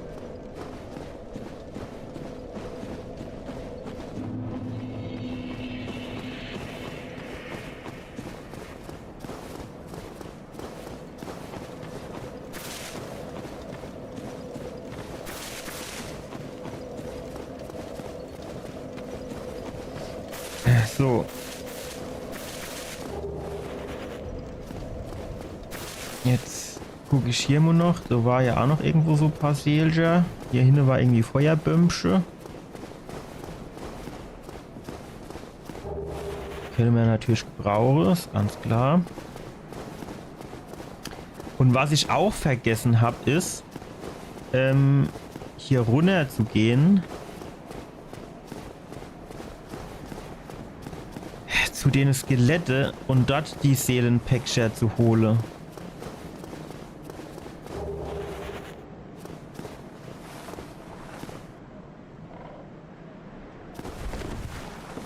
Okay, stark.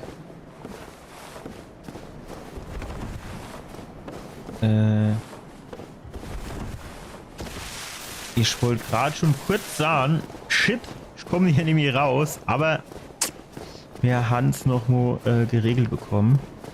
So, dann gehen wir jetzt zu den Skelette.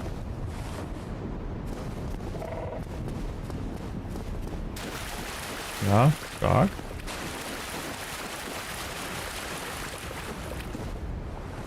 Weil... Warte. Gibt es hier oben auch noch was? Das war nur dieser riese Vogel, ne? Das hinten ist noch ein Item, aber das kommen wir hin.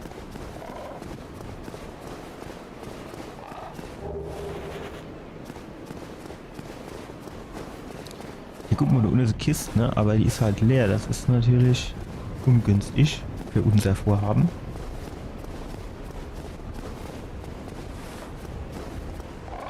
So, jetzt passen wir auf. Hier unten wäre quasi ein Item.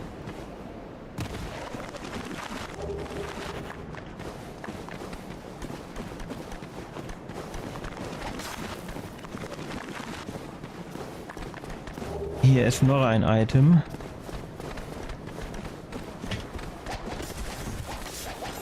So, jetzt können sich die unten abreagieren. Wenn wir hier hochrennen. Und die uns alle da hinterher gerannt kommen. Wir hier runter springen. Alter, und die uns alle gar nur springen. So habe ich mir das eigentlich nicht vorgestellt.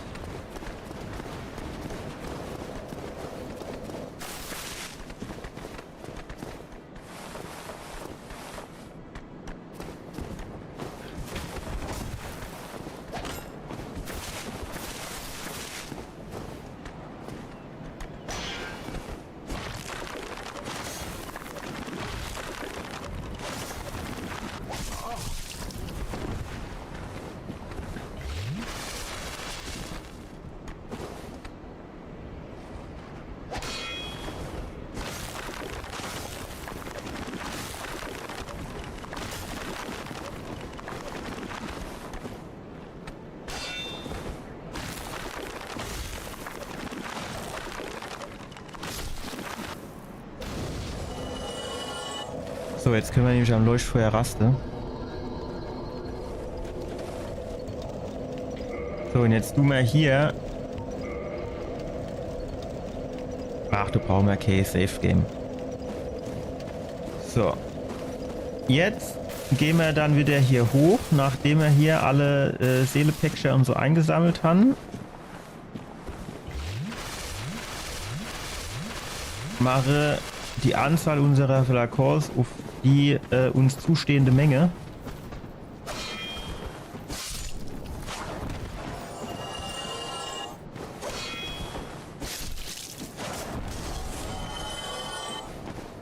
Wenn wir den hier so ein bisschen durchvorpulle, jawohl.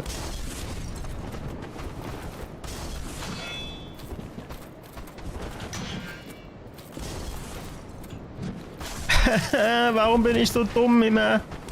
Warte, nee, das ist mir so riskant.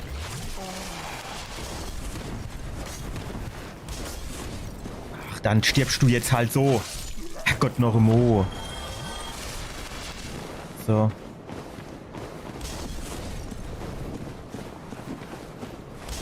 Alter. Sonst ist er immer so dumm und schmeißt hier jede Fels. Genau, weil auf den hier habe ich nämlich gewartet. Um den aus dem Weg zu schaffen. Ja, das so kennen wir dich.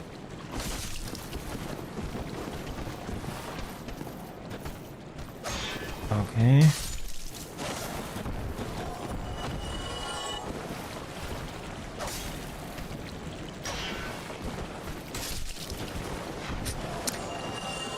Dieses Anvisiere.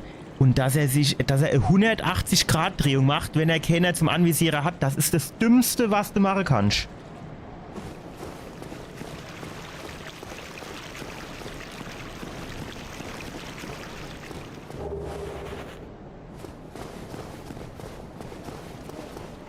So, die Rad machen wir weg. Einfach. Um auf Nummer sicher zu gehen.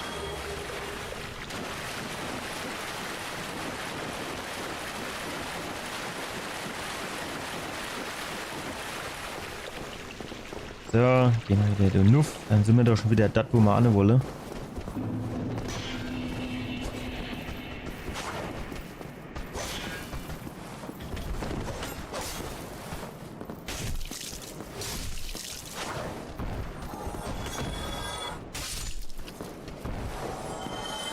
So, ist die Frage. Gehen wir einfach direkt hier runter.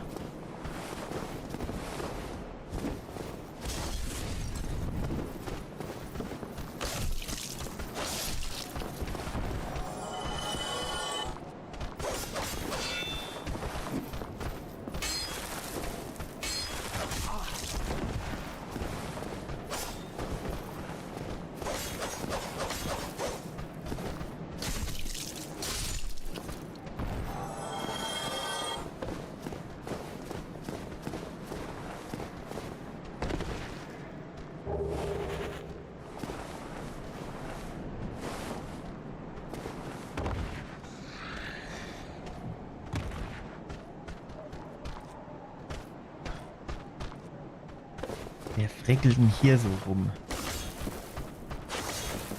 Okay. Aber hier ist auch immer so irgendwie einer runtergetroppt, der dann irgendwann von hinten kam. Ja, gut, wenn nicht, wäre ich hier jetzt gar nicht nur so böse drum.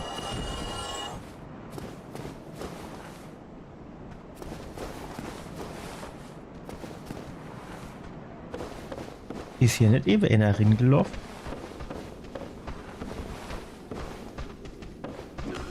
Stark.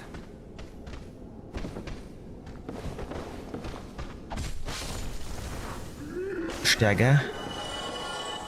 Komm her, trinke mal was. Das ist mir zu jauger hier.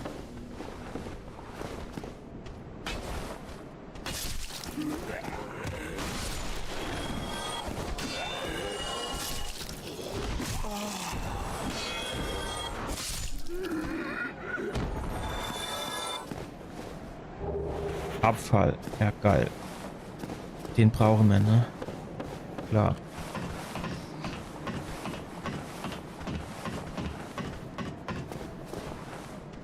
So, aber wie man hier runterkommt, das weiß ich tatsächlich noch nicht.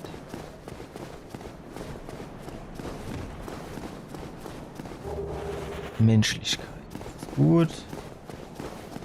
Auch wenn man das jetzt so direkt erstmal gar nicht brauche. So, und jetzt sind wir quasi wieder hier, wo wir eben schon mal waren. Gut. Einwandfrei.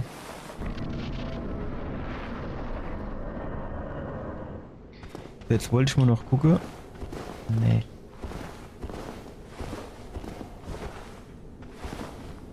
Also, wie mache ich dann einen Tritt, bitte?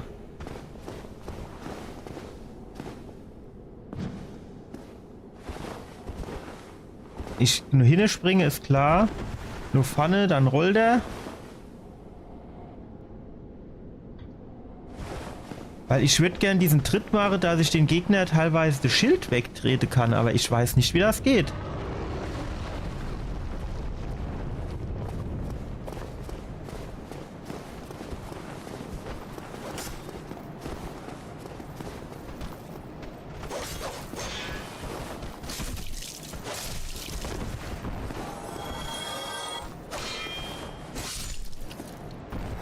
Tschüss.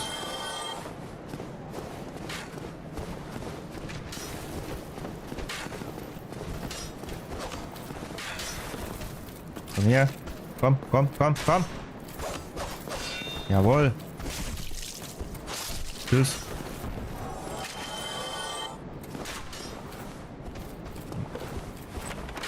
So, hier gab es, glaube ich, nichts Interessantes.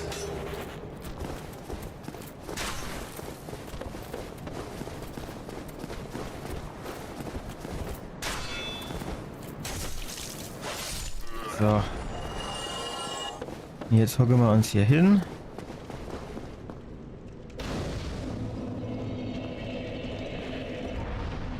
Schwade hier noch ein Level in Vitalität.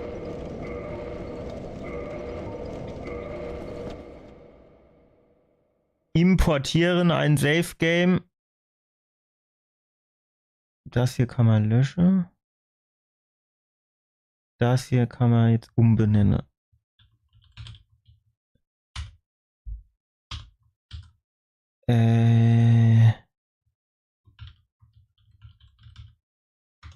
So. Das ist nämlich, finde ich, ganz gut Position für so ein Safe Game, weil man dann hier die ganze Passage hat man relativ gut im Zugriff. Ja, komm, lass dich nicht so bitte, danke.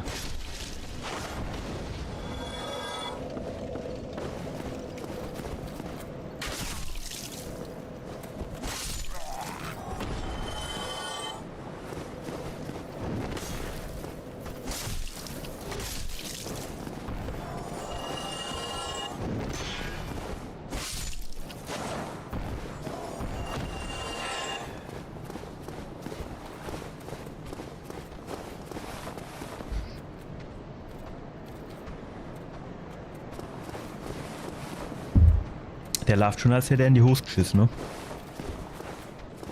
Der hat gesehen, was ich mit seinen Kollegen gemacht habe. Und deswegen hat er jetzt ein bisschen rostig unerhost. Ja, ist das Motor, ne? Wie der von... Also, er hat das Schild vorne dran. Das sieht man jetzt nicht so gut, ne? Aber guck mal, ach, wie der so... Ne? Der läuft jetzt nicht aufrecht, sondern er ist immer so ein bisschen die Beine gebeugt, ne? Als hätte er sich echt so... Naja, gut. Kommt in der beste Familie vor.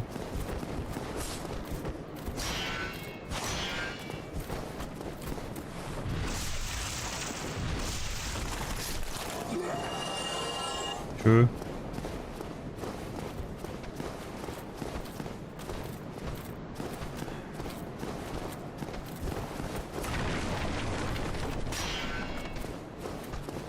Komm bitte von der Kiste weg. Wie soll ich denn da hinter dich kommen? Das geht doch gar nicht. Denk doch nur ein bisschen nur beim Schaffen.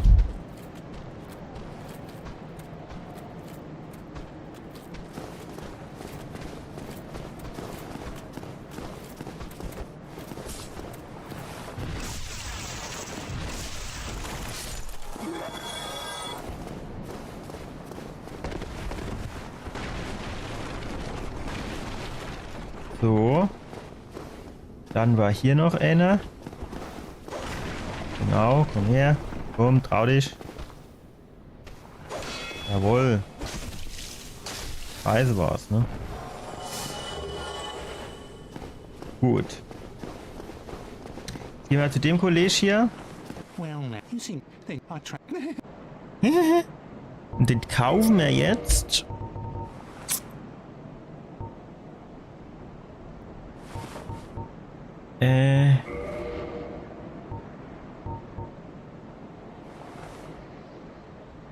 Das kaufen wir jetzt.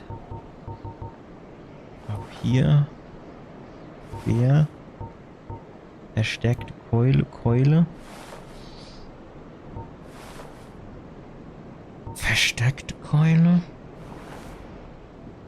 Kann ich mir hier die Stadtanzeige lassen? C auf Stärke und ich brauche 12. Das hätte ich. Ey, die würde ich mir tatsächlich mal kaufen. In der Hoffnung, dass ich viel... Hatte ich die jetzt kaufen oder nicht?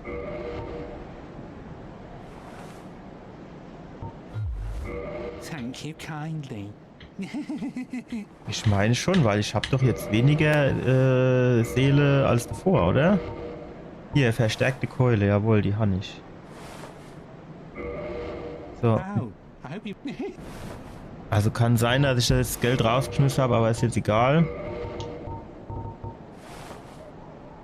Guck mal, jetzt kostet 350. Eben war es günstiger, oder? Ist egal. Standard-Pfeil wollen wir uns jetzt holen.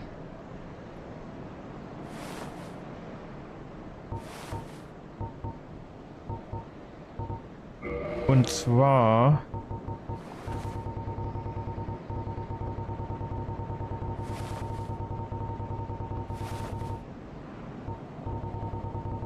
holen wir uns, ja, sagen wir so 50.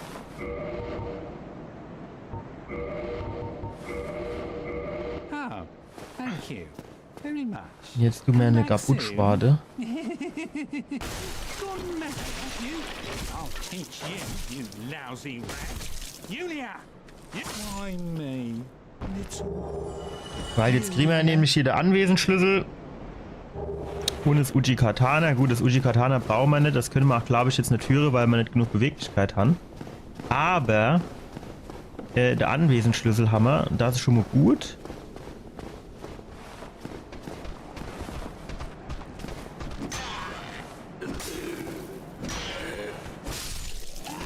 Und das ist nämlich schon mal sehr gut.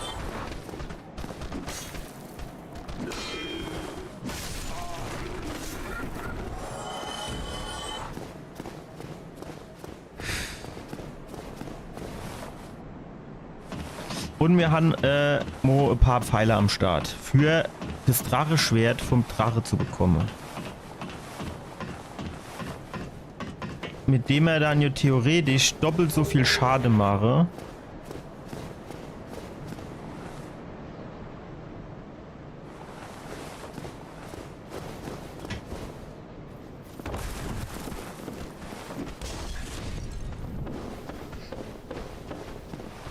Als bisher? Ah, hier gab es die Armbrust, ne? Mit 16 Bolzen. So, und hier... Genau, das ist der Weg, wo es hier quasi runter geht.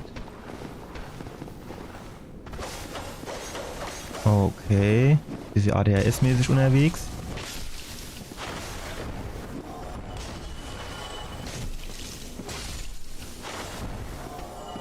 Ah, da ist noch der Axtmeister um die Ecke, ne?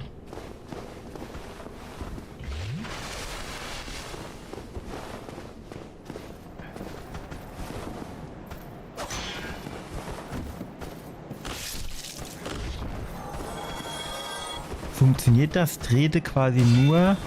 Nee. Ich habe keine Ahnung, wie das Trete funktioniert. Ey, wirklich so richtig gar nicht. 0,0. Und das ist noch Übertrip.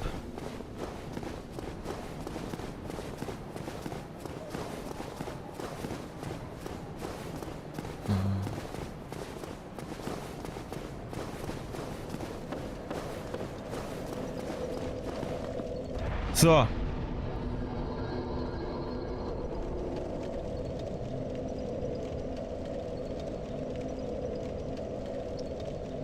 Ich bin gerade am Überlegen.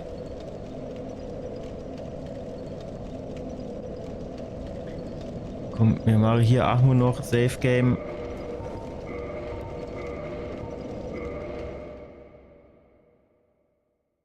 Ich habe keine Ahnung, was ich irgendwann mal brauche, um hier ein bisschen was zu üben. Ich meine, hier vorne am Anfang, so bin ich eigentlich relativ sicher. Also du, würde ich sagen, eigentlich brauche ich da jetzt so nix. Aber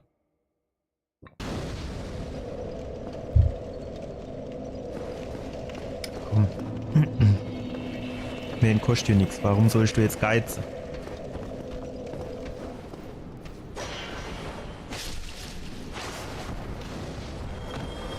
Aber ich könnte hier tatsächlich noch mal aufsteigen, eins mit Vitalität, ne?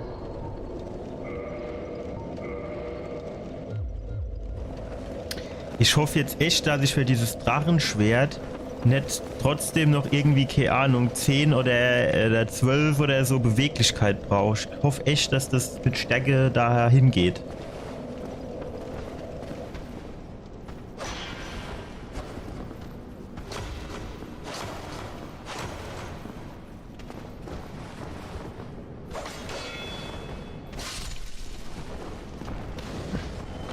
Das hoffe ich echt.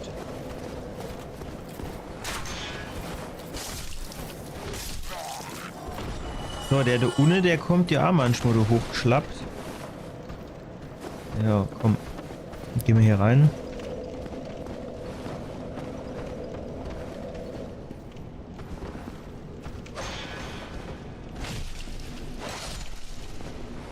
Geburt!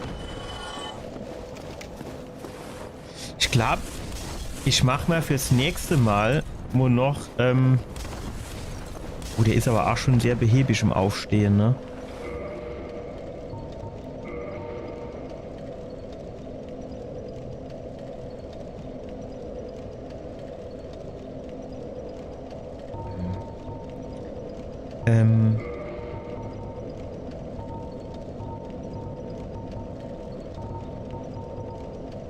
Nein!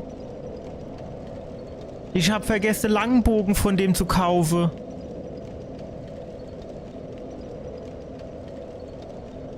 Ich glaube, ich war irgendwie davon ausgegangen, dass der den droppt. Boah, ey, das muss ich mal unbedingt alle hier bei den Notizen aufschreiben.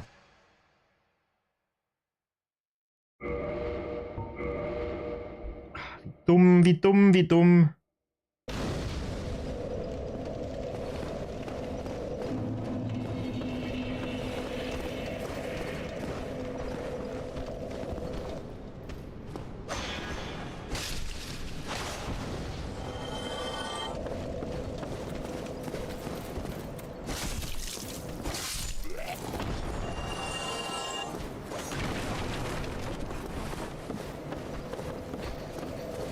Ich meine, das sind jetzt hier alles so Kleinigkeiten, ja. Es ist jetzt nicht schlimm, welche, da kann ich ja laden.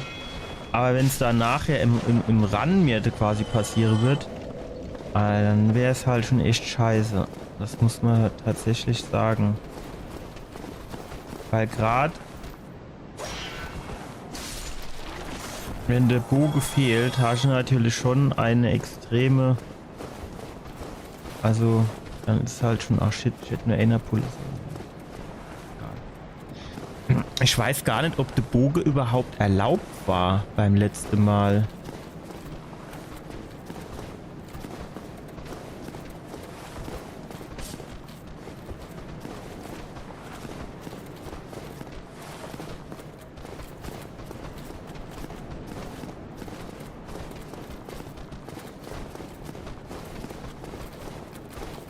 Ich müsse die jetzt beide vor dieser fucking Mauer rumlungere. Oder Brüstung. Als wäre sie irgendwie im Knast und hätte Schiss unter der Dusche vergewaltigt zu werden und laufe deswegen mit dem Arsch immer an der Wand entlang.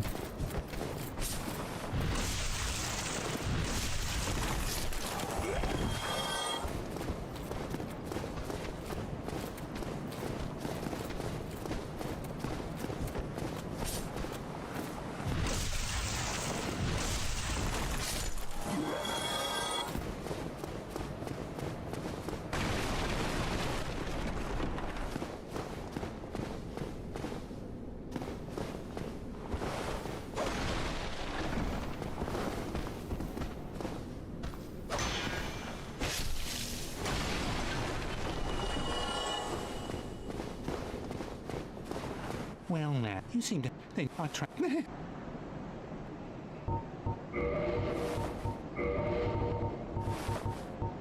Oder Kurzbogen war's. So. Ja, der ist natürlich fucking teuer, ne? Wenn du jetzt noch die Keul kaufst. Und dann reicht's nämlich kaum noch für vernünftig Anzahl an Pfeile. Ne? Das ist 28, ist schon eng jetzt.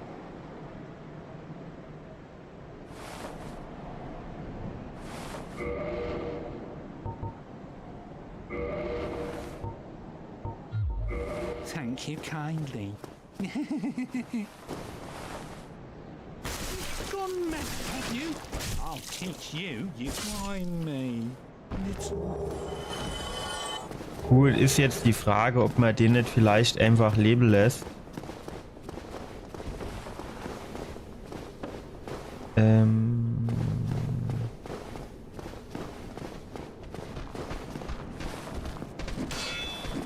Damit wir bei dem quasi genug Pfeile haben können. Also dann könnte man zum Beispiel auch nochmal hin, wenn wir hier durch sind. Gut, das sind dann jetzt nicht so viele Pfeile mehr. Aber schon ein paar, ne? Gut, ich habe noch die Armbrust, die ich dort oben bekomme. Die kann ich jetzt über die Brücke, kann ich ja auch mit der Armbrust arbeiten, denke ich. Das müsste nochmal ausreichen zum Markieren von den Gegner. Gut, die Wurfmesser ist natürlich jetzt... Die braucht man nicht so unbedingt. Weil ich glaube, die haben jetzt nicht die allergrößte Reichweite.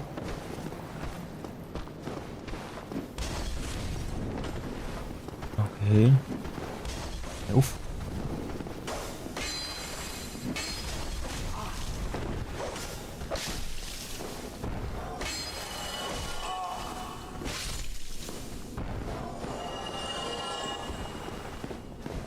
War doch nicht noch der Axtschwinger? Ah, okay. Er soll ruhig hier reinkommen.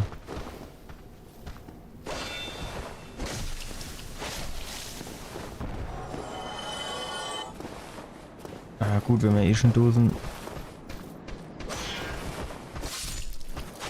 Dann können wir die auch noch mitnehmen, ne? So, hier oben müsste eigentlich schon alles geklärt sein. Jawohl.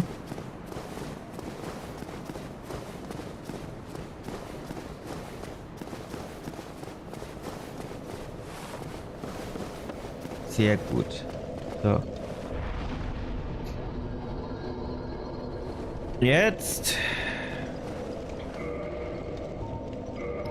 Wir könnten natürlich auch hier irgendwie was ablegen, ne?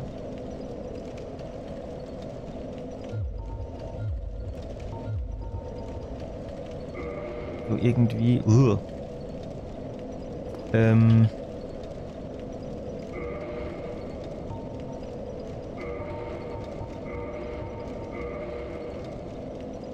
Ach, fick dich doch. Ja, du brauchst mal 12 Fähigkeiten.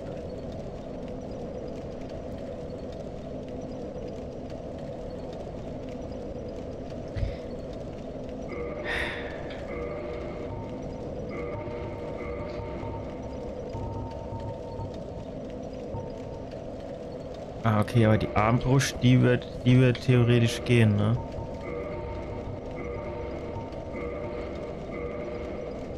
Ich meine, wir sind ja noch nicht beim Drachen, ne? Bis dahin könnten wir vielleicht noch... Ah, da möchte ich 3 Level in Beweglichkeit noch reinpacken. Oh.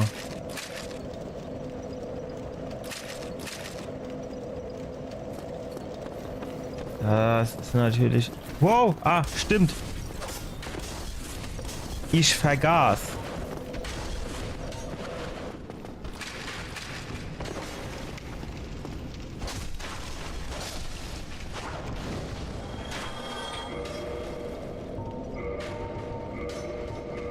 Die ganze Kollegen sind jetzt wieder hier und wollen auch Spaß haben quasi.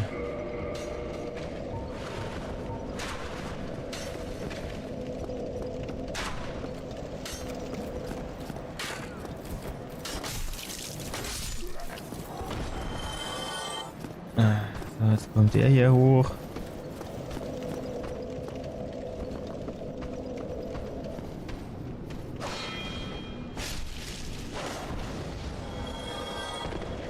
Okay, die Rolle ist auch ganz gut. Ja, wieder jedes Mal mache ich es falsch. Naja, das ist scheiße. Ich komme die hier nicht anvisiert, ne?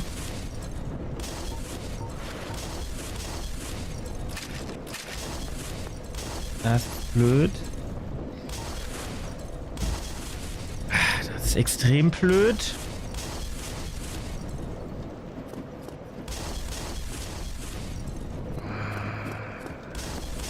Und wenn ich die nicht anvisiert bekomme, weil sie zu weit weg sind, dann kann ich die natürlich auch nicht wegsnacken hier oben.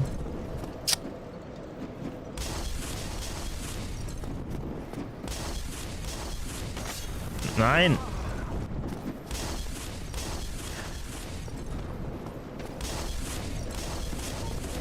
Wie schieß ich dann mit dieser Armbrust?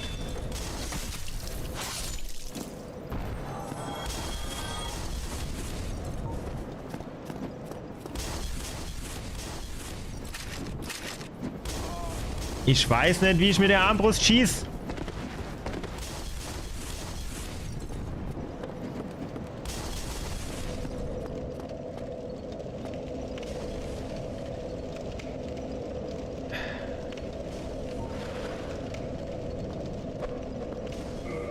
Muss ich die in die Rechthand nehmen?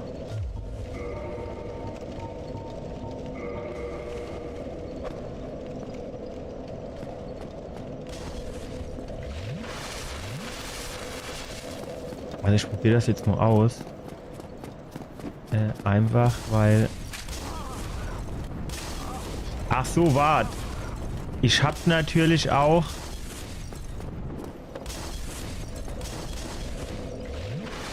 Wahrscheinlich geht das schon auch in der Hand, aber ich muss halt Bolse ausrüsten, ne?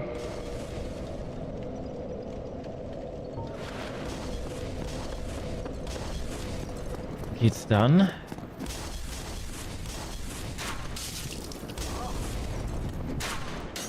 Ey, der war da markiert da oben.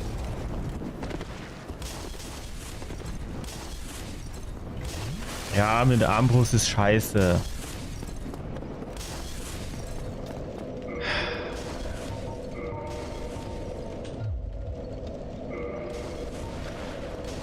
Also mit der Armbrust ist scheiße.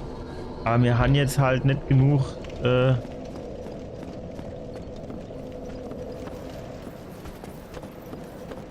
Seele für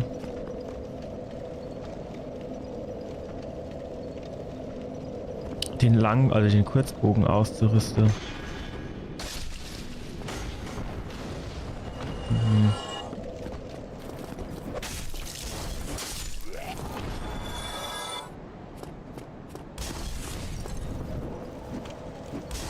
Weiß nicht, wie macht man das dann am geschicktesten?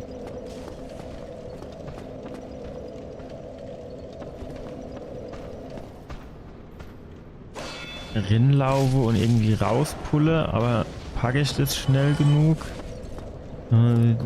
Warte, bis die Leiste komplett voll ist.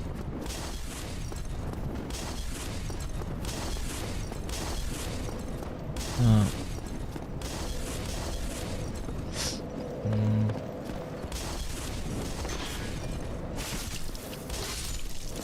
Und dann jetzt haben wir theoretisch noch 2 Stück. Das wäre doch aber machbar, oder? Hier der. So, und jetzt kommt hier noch einer.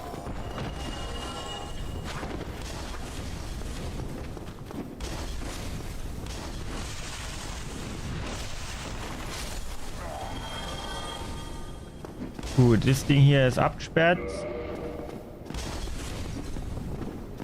So, aber schmeiße die jetzt noch immer von hier oben runter? Jo. Nervige Scheiße. Naja gut, hier drin treffen sie uns schon mal nicht.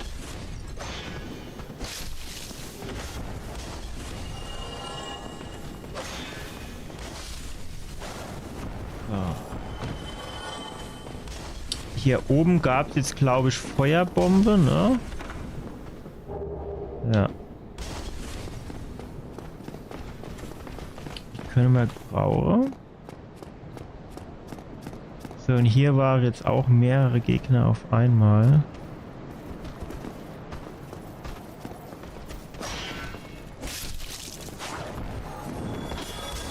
Alter, der hat auch Feuerbomben.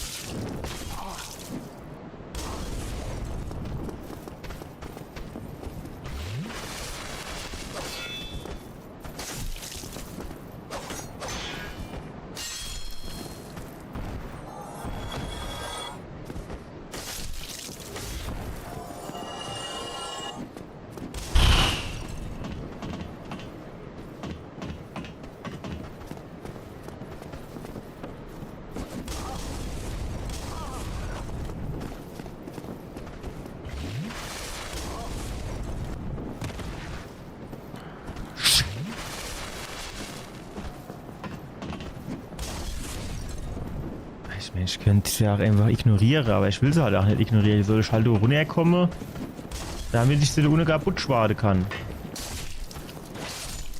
Jawohl. Ich bin runtergefallen.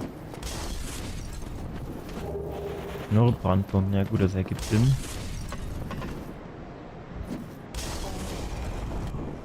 Ach, komm, als würde er mich hier auf dieser scheiß Leiter treffen. Ja, runterkommen du jetzt.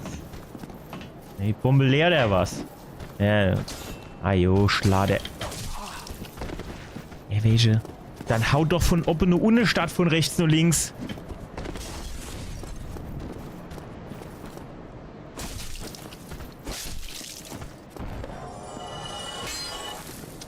Okay, ich mischt quasi den schweren Angriff mache. Der ist eher so von oben eine Unne, ne? Er hat schon eine Bombe wieder in der Hand, ne? So. Wo hier jetzt?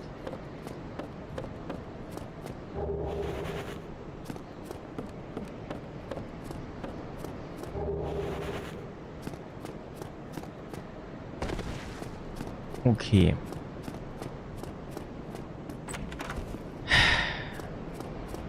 Und das ist der Anwesensschlüssel. Und dass wir den haben, der ist deswegen wichtig, dass wir hier das Goldharz bekommen.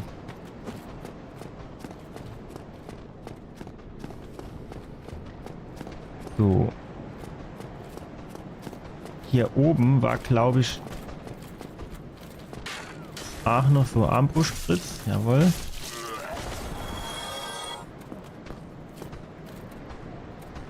Kommt er hier rein? Okay. Wenn der hier reinkommt, können wir hier uns runterfallen lassen, um den von oben quasi zu finishen.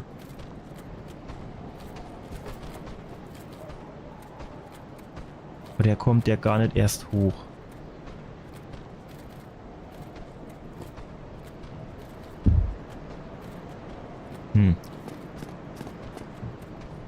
Ach, der geht wieder.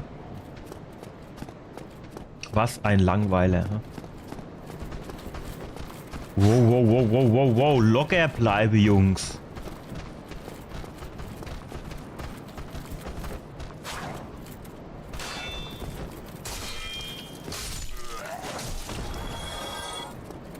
Ach, du lebst ja noch. Aber nicht mehr lange.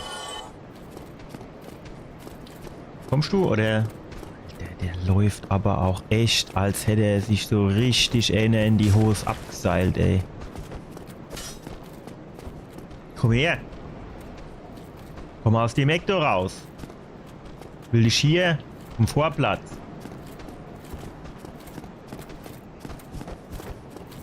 Stark, Junge. So. Also. Den Black Knight machen wir jetzt natürlich zuerst nur noch nicht. Sondern was mir zuerst mache,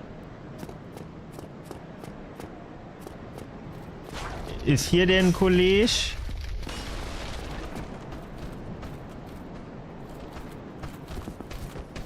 Boom. Tschüss.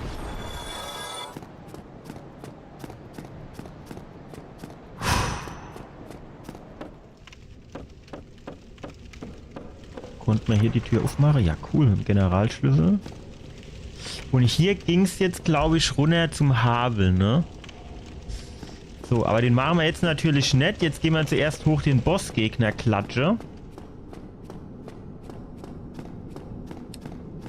Und ich würde hier jetzt tatsächlich mal hingehen. Würde mir die Menschlichkeit hier ausrüsten. Und eine Menschlichkeit nehme. Für volle Energie. So. Und ich rüste mir jetzt auch nur noch das Goldharz aus.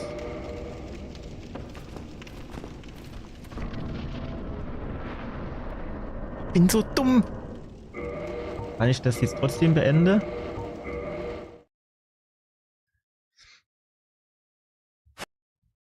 Import Save Game. Und gucke, wo wir jetzt rauskommen, wenn wir jetzt nochmal reingehe. Und zwar ist das, ich glaube, Taurus Dämon oder so, oder?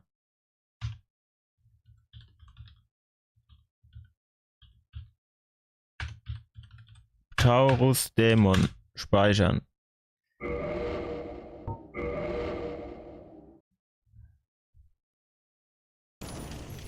Ah, ja, perfekt. Das ist doch gut. Wenn wir jetzt vor der Leinwand hier rauskomme, ist doch gut.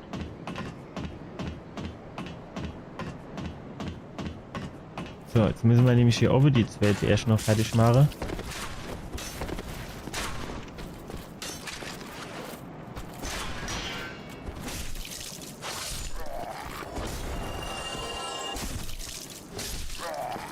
So.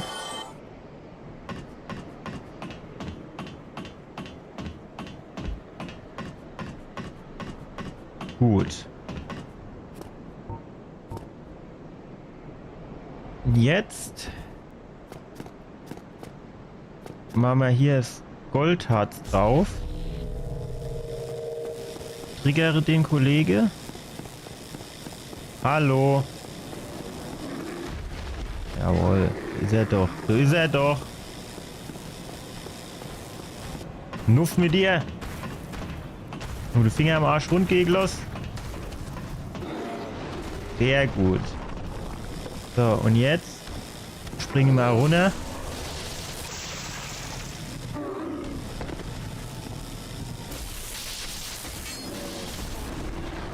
seh nix.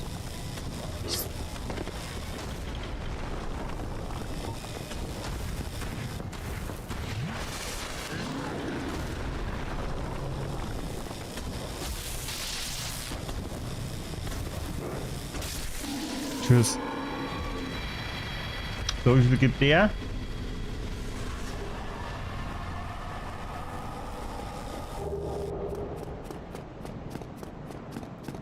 Ich habe jetzt überhaupt nicht gesehen, dass der überhaupt was gibt hat, aber ich glaube wahrscheinlich so um die 1000.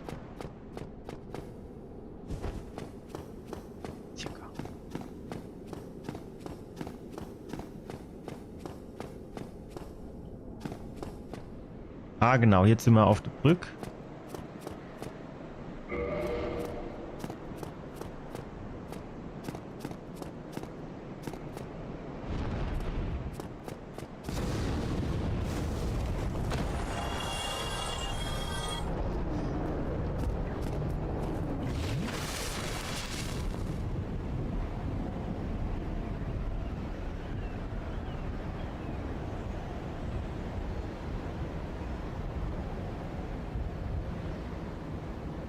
Wo kommen jetzt eigentlich die 3.500 Seele her?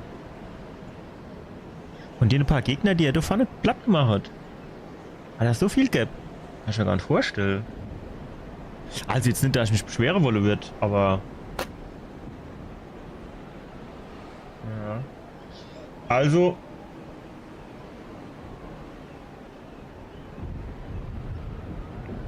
Ich bin jetzt gerade echt am Überlegen...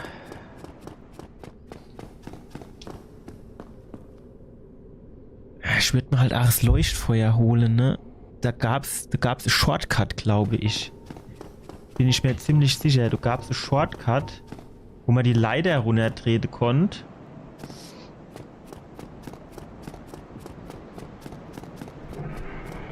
Shit, ich pack's nicht. Ich pack's nicht. Ich pack's nicht. Ich pack's.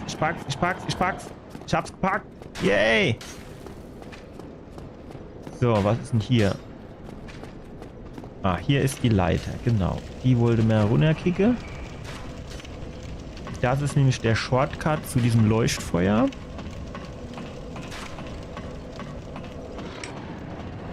Und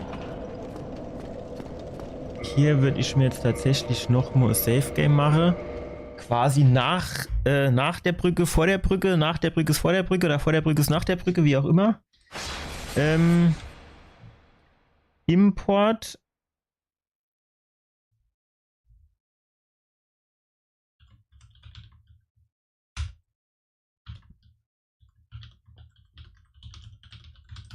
Vor Drachenbrücke. Zack. Also vor. Aber, ne? In der Nähe.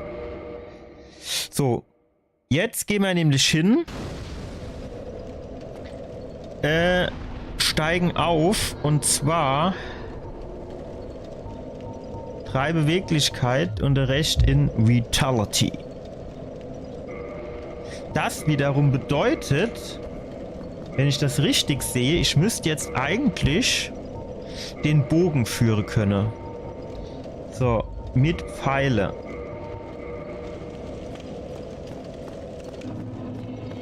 So, jetzt holen wir die Kollege hier rein. Stark.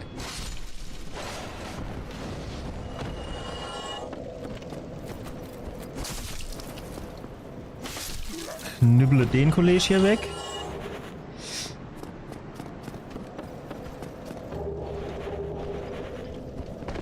So, warte bis der hier hochkommt. Auf geht's.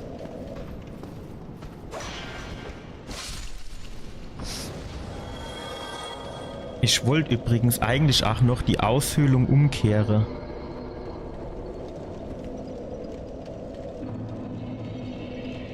Geil. Jetzt sieht man nämlich nicht mehr so scheiße aus. Das ist jetzt, ist egal, ne? Aber war mir jetzt schon irgendwie erwischt. Oh, der Hutter war auch gut Brustbehaarung, ne? Aber Muskulatur hat er und... Ah ja, gut, Sixpack weiß nicht. Eher magersüchtig, würde ich sagen.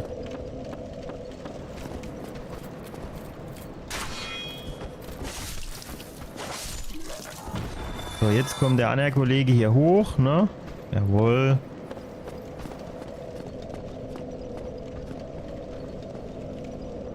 Ich guck mal, ob ich bis zum nächsten Mal dieses Overlay hinbekomme. Das ist jetzt im Training halt nicht so wichtig, aber ist trotzdem eigentlich ganz interessant auch mal zu sehen.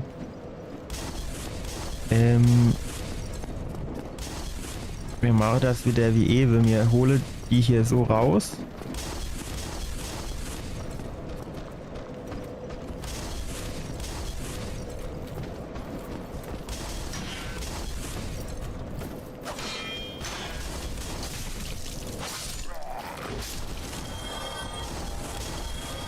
Weil ich würde hier jetzt, also ich muss hier echt gucken, dass ich ein bisschen Pfeile spare.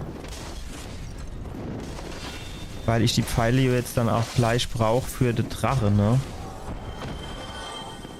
So, wart. Jetzt nicht übermütig wäre, nicht hier irgendwie durchrenne. Hier schön einer nach dem anderen wegsnacke. Meiner, der kommt hier in den Hauptraum. Das wäre mir ganz recht. Jawohl.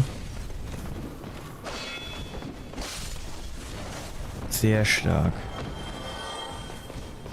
So, hier hinten hatte man eigentlich alles geklärt.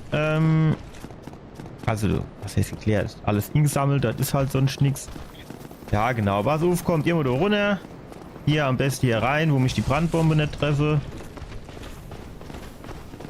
Tun wir hier noch ein bisschen Platz schaffen.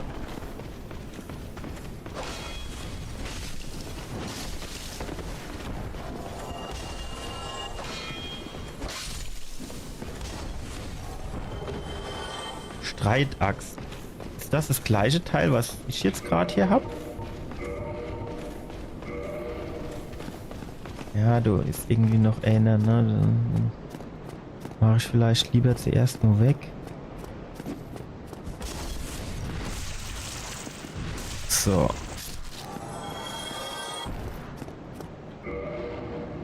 Jetzt gucke ich mir hier mal die Geschichte an.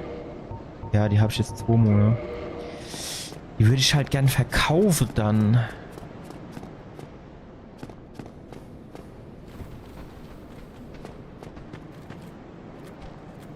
Jetzt.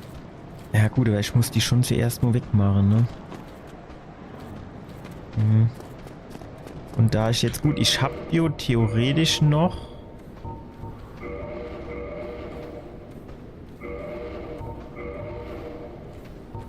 Das hier können wir wegmachen. Ich hätte hier noch Wurfmesser. Also ich könnte jetzt theoretisch das Wurfmesser aus. Wo ist denn der Kollege hin? Ach, guck mal, der kommt schon hier hoch. Ja, geil. Da. Kommt der auch hier rein? Er hat mich jetzt gesehen, das könnte er doch nur für mich machen. So. Jetzt würde ich auch tatsächlich noch mal hier hochgehen, um den hier wegzumachen. Nicht, dass der mir hier in die Parade fährt.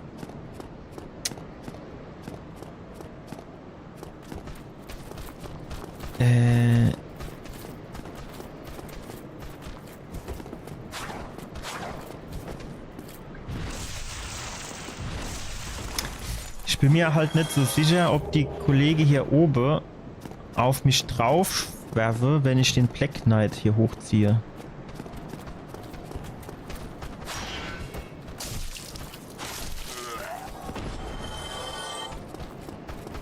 Ah ja, jetzt kommt der Kollege noch, alles klar. Optimal. Optimal gelaufen. So, Partie beenden, okay.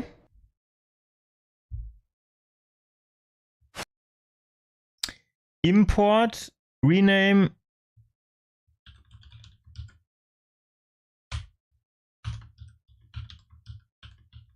For Black Knight. Okay, fortfahren. So, beim Black Knight wäre es halt wichtig, dass wir den geparried bekommen. Aber ich befürchte,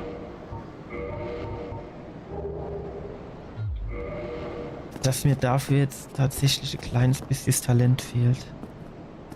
Beim letzten Mal hat es eigentlich ganz gut geklappt.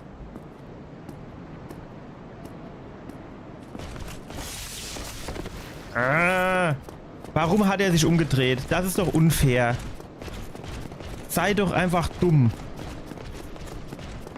Komm hier hoch. Ich hoffe, dass ich da oben die Type nicht umdrehe. Geil, hat gut funktioniert.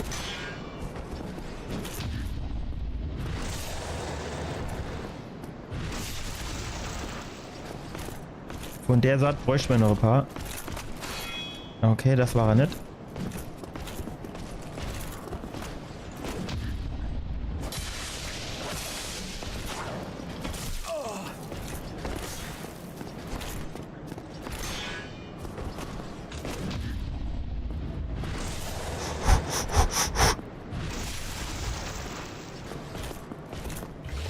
Der Angsthase-Schluck.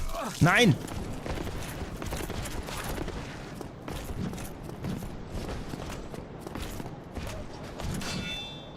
Schild kann man nicht parry. Wow! Wir müssen jetzt hier gerade mal kurz den Abgang machen. Rolle. Komm, hier unten können wir auch parry. Normo. Aber dann müssen wir das besser machen, wieso?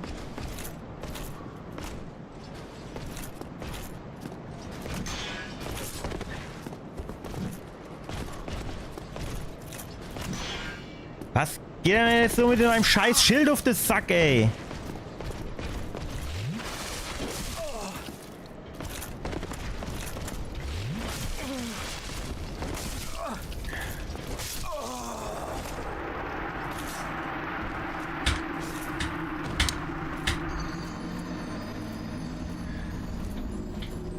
Ja, hier in dem Gang ist echt scheiße, weil du nicht gut ausweichen kannst. Also ich muss den definitiv dort oben bekämpfen. Da kommt das dran, was im Stundenplan drin steht, was dran kommt. So, also ich muss den auf jeden Fall hier hochziehen, hier oben bekämpfen.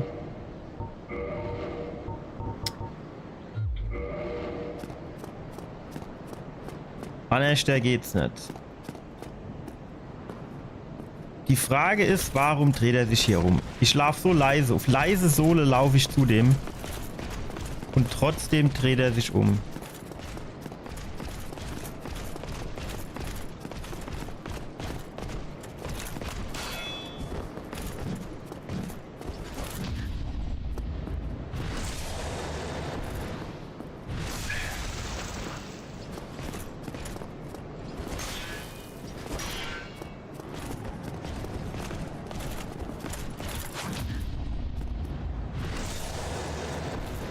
Das ist, weil ich vorhin bei dem eine Parry habe ich irgendwie, da hat er nicht diesen Finisher gemacht, wo er 135 Schaden macht, sondern hat irgendwie, keine Ahnung, 200 normal gehauen. Und deswegen habe ich verkackt. Stark. Den habe ich nicht kommen sehen.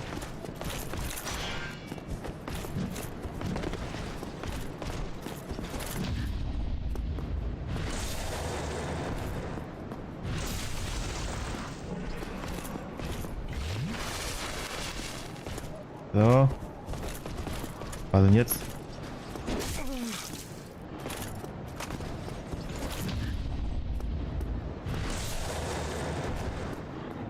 So. Der Kollege gibt wie viel? 800. Ist natürlich jetzt auch nicht die Welt, wenn man mal ehrlich ist. So, und jetzt könnte man theoretisch zum Havel runtergehen. Havel, wo bist du denn?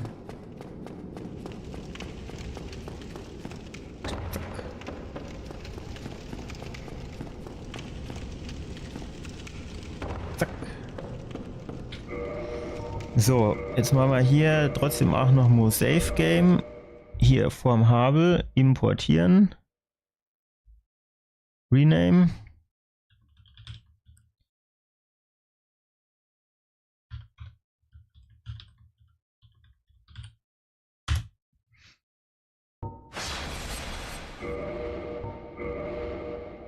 So, dann hätten wir für diesen No-Death-Run quasi, wenn man den Havel jetzt auch noch packen sollte, der Havel.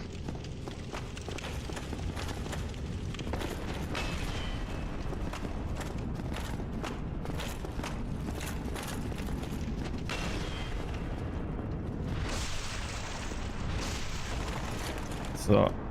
Mir hätte The Black Knight, wobei der schon ein bisschen, der ist schon ein bisschen frickelig. Mir hätte The Taurus Dämon. Dann wären wir eigentlich auch so seeletechnisch ganz gut ausgestattet.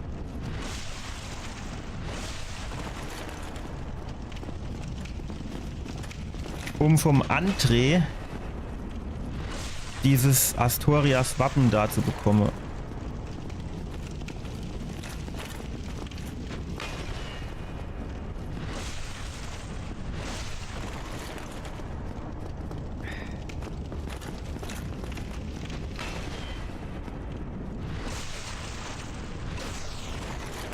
Ja, ist halt schon eine zeitintensive Geschichte hier, ne? Und alles nur für diesen verfickten Ring. Eigentlich ist das hier... Also da haben sie, finde ich, echt was verspielt. Also dass der diesen Ring droppt, okay, ist irgendwie auch verständlich. Und jetzt der Ring und die Rüstung zu droppen, wäre jetzt natürlich auch irgendwie extrem viel für so A-Gegner. Aber eigentlich wäre das doch viel geiler, wenn der diese Rüstung gedroppt wird. Finde ich. Ja... Das ist es nämlich. Das ist nämlich die Kacke. Dich Amo erwischt, ist halt Schicht im Schach. Genau, komm du hier hoch, dann kann ich nämlich hier runter. Und da unten noch was trinken.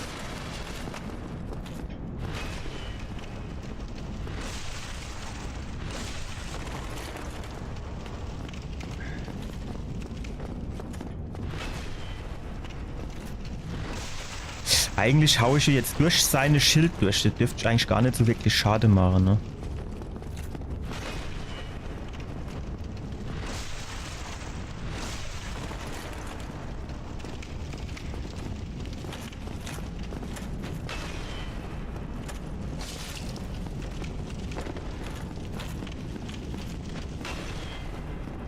Manchmal, du weißt nicht, du ist er irgendwie, du dreht er sich so direkt wieder um. So normal, du der dann immer zuerst noch so ein bisschen quasi hier so gucke, ja, bis er sich aufgerichtet hat. Manchmal dreht er sich dann direkt wieder um.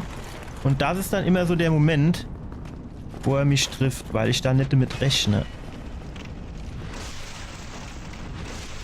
Ja gut, wie oft wäre man jetzt noch treffen müssen? Noch 2 Mo. Wäre so die Hoffnung zumindest. Hat er überhaupt noch Energiebalge? Komm mal aus der Ecke hier raus, hopp. Wie soll ich denn du hinter dir springen?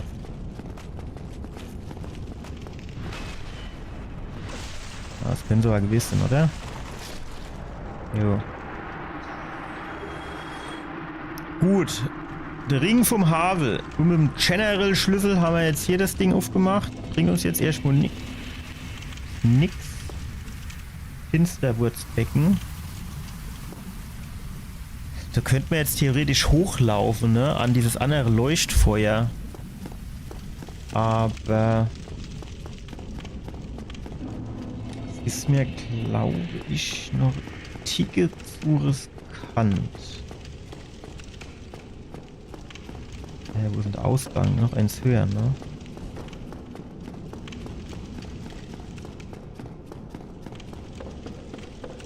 Hier, das sieht doch nur Ausgang aus. Wie sie alle rumzappeln, ne? Weil ich freue mich zu sehen.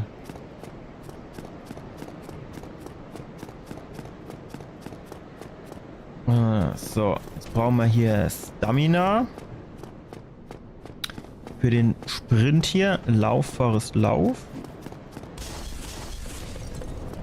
So, zocken wir uns hier ans Lagerfeuer. Aufsteigen. Ah, stopp, abbreche. Ich wollte hier noch ausprobieren, wenn ich jetzt Stärke hoch mache.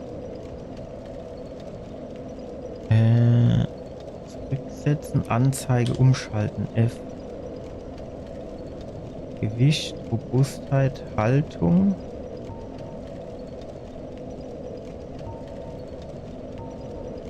Wo sehe ich denn die Belastung? Das ist hier nicht die Robustheit. Gewicht 4.0. Haltung ist das auch nicht.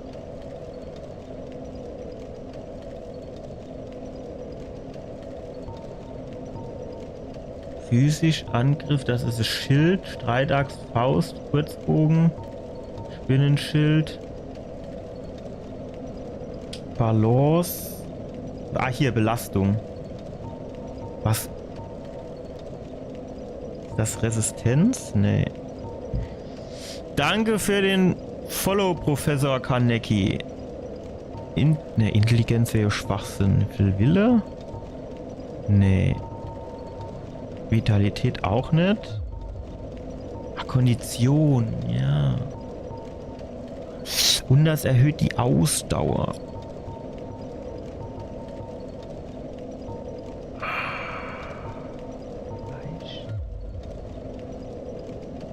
Machen wir das mal, das muss so. Danke für den Sub, Professor Kaneki. So, vielleicht machen wir es so, oder? Okay, so und jetzt können wir hier den Shortcut hoch.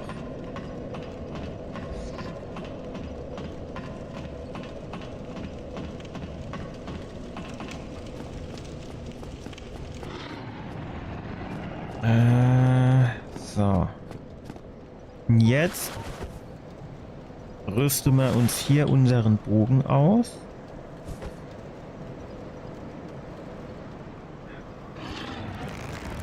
Ich habe halt jetzt nicht so viel Fehlertoleranz, was es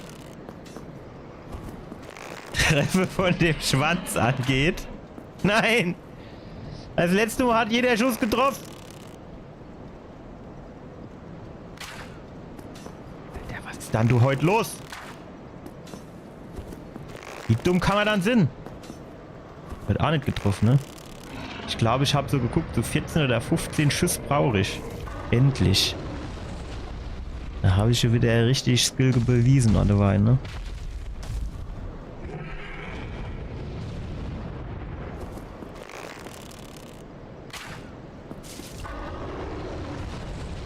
So.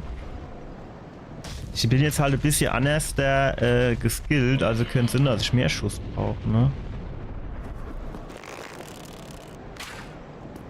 3.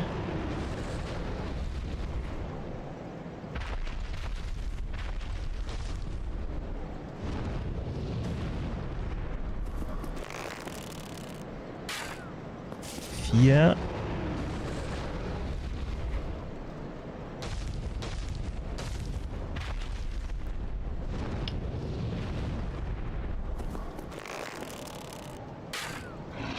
Fünf.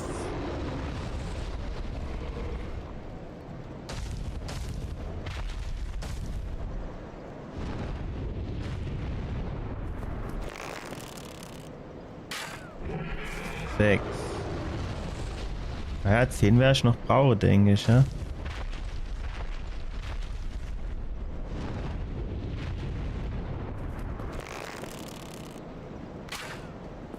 Sieben. Da wird gar nichts zugedrückt. Da wird richtig schön hart durchgezogen.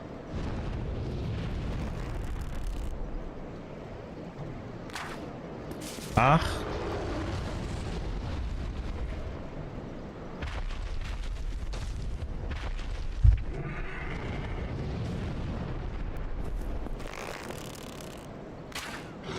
9. Ich hoffe nur, dass meine Pfeile reichen. Das wäre jetzt richtig kacke.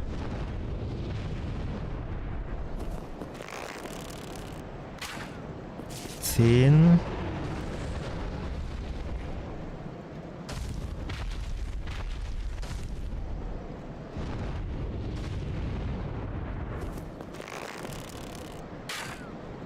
Elf.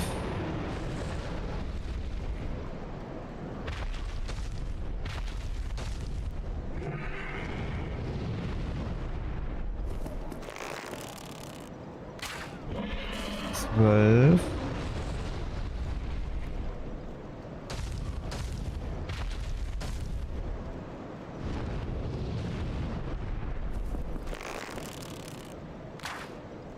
Dreizehn. Wäre es ganz gut, wenn das Ding jetzt bald abfallen wird.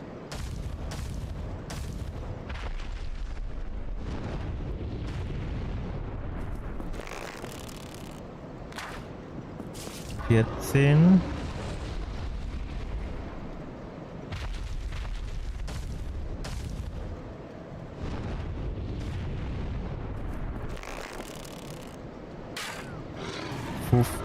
Ja, jetzt wird es langsam eng, oder? Da waren es 21, die ich gebraucht habe.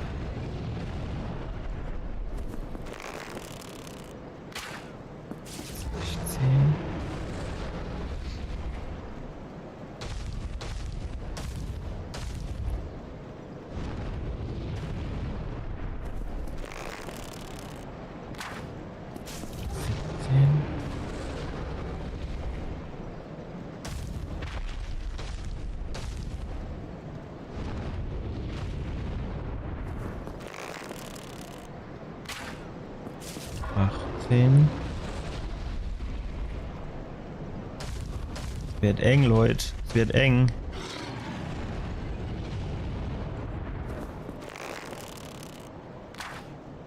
Neunzehn.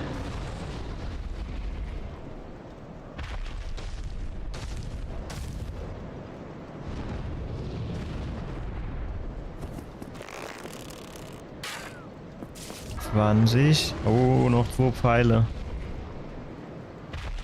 Wenn jetzt nur einer neben dran geht, kann ich es so oder so vergessen.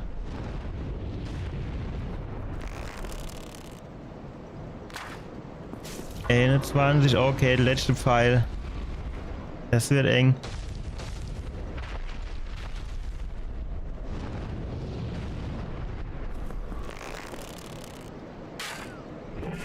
=22, so. Keine Pfeile mehr. Und Schwert. Das ist natürlich ungünstig jetzt, ne?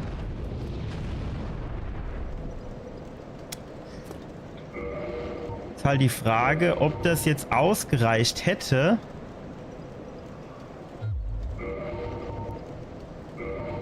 Wenn ich die Pfeile, die 5, die ich am Anfang hier dran geschossen habe, noch hätte. Und hier mit dem Teil kann ich halt komplett vergessen. Ja, 28 Pfeile ist halt nicht viel, ne?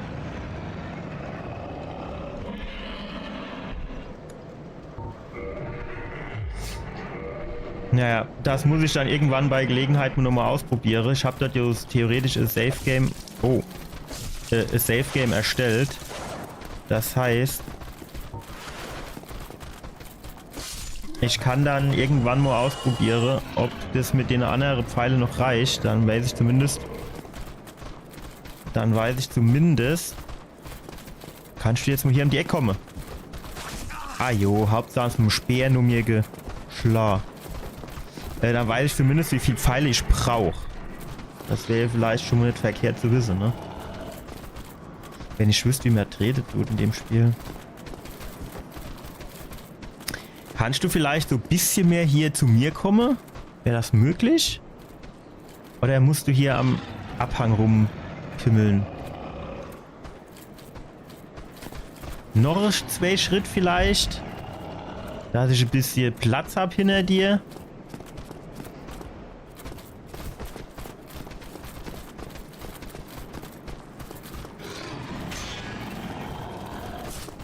Der war zu kurz, mein Lieber.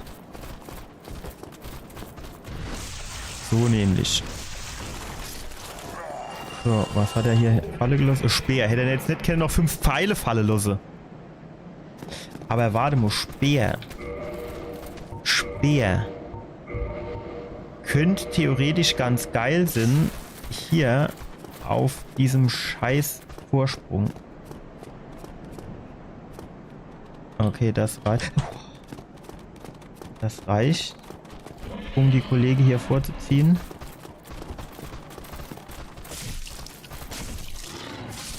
Jawohl, die eine springt runter, der Freitod. Und die andere lässt sich von mir kaputt knüppeln. So gefällt mir das.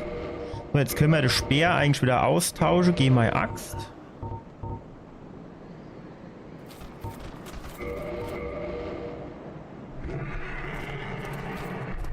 So, jetzt machen wir noch die E-Rad rechts in der Eck.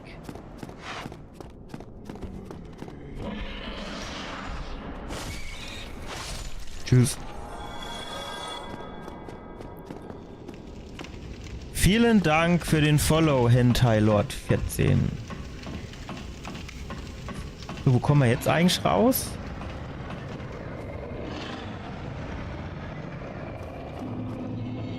Ah, ja, genau. Was war hier oben noch? Ah, hier war, glaube ich, so Black Knight, ne? Die mir jetzt mal mit Sicherheit nicht kämpfen wolle. So, jetzt mache ich hier mal noch ein Safe Game.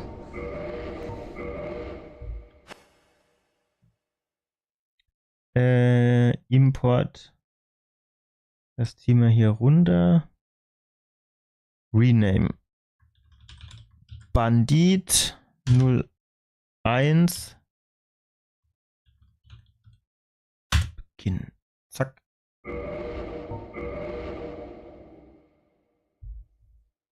So. Den Kollege hier, den haben wir ja wahrscheinlich...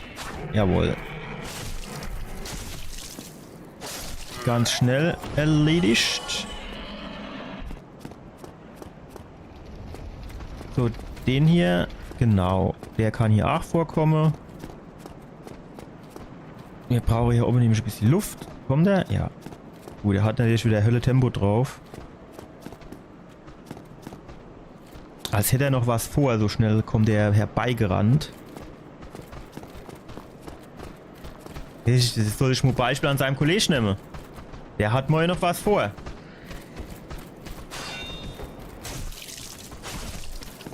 Ah, 3 Schläge braucht der, das ist ja gemein. Aua. Hör auf.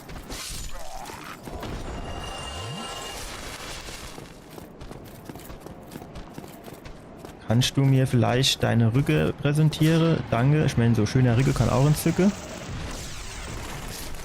Sehr schön. Jetzt haben wir nämlich hier schon mal ein bisschen Luft geschafft.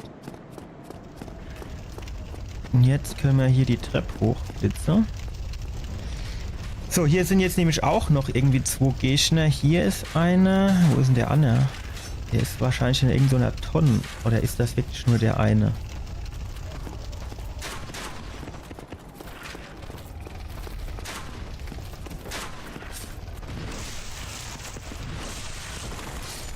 Sehr schön. Der wäre schon mal weg. Auf.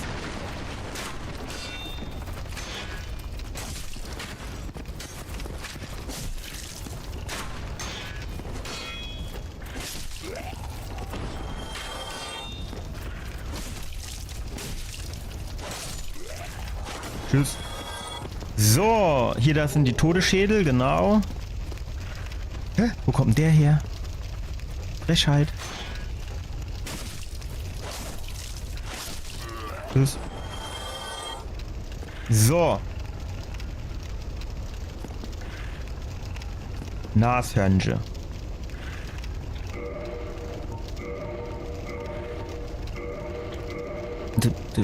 Jetzt wäre es cool, wenn man nicht runterfalle beim Werfen. Okay, der hätte gerne noch ein bisschen weiter in die Ecke kommen, aber vielleicht.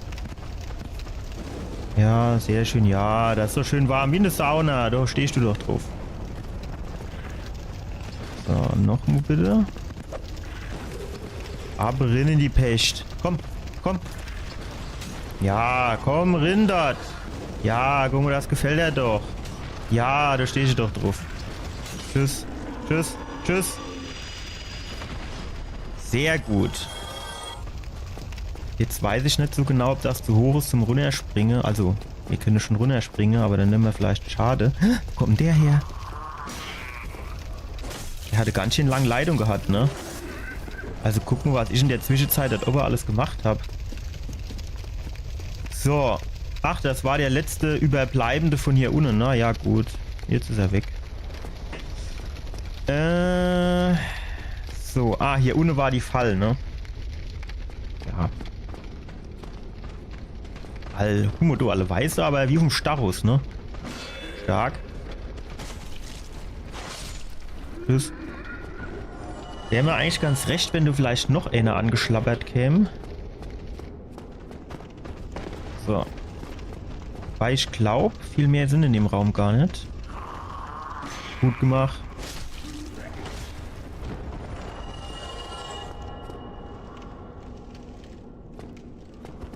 Also, Jawohl. Ja, genau. Springt Dumodo runter.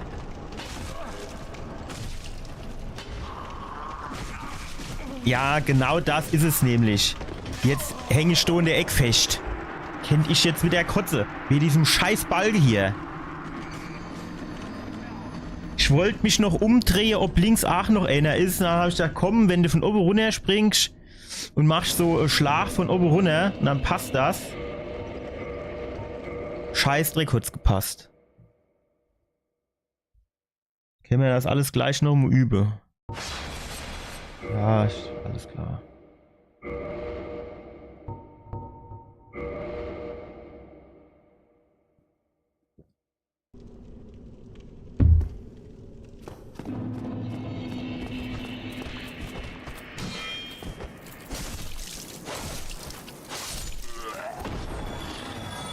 Tja. Dumm gelaufen. Also, ich muss auf jeden Fall gucken, dass ich in diesem eigentlichen No-Death Run, kommst du halt noch oder danke. Als ich auf jeden Fall ein paar mehr Pfeile am Start habe, da kann ich mir die nämlich bis sie so einzeln aus diesem Raum rausziehen mit den Pfeile.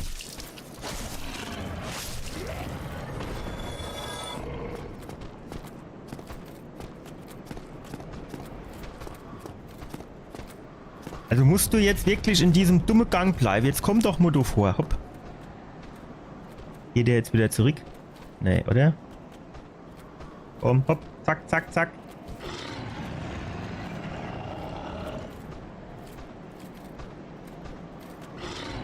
Also, ich weiß nicht. Komm, biet mir deine Rücke an. Danke.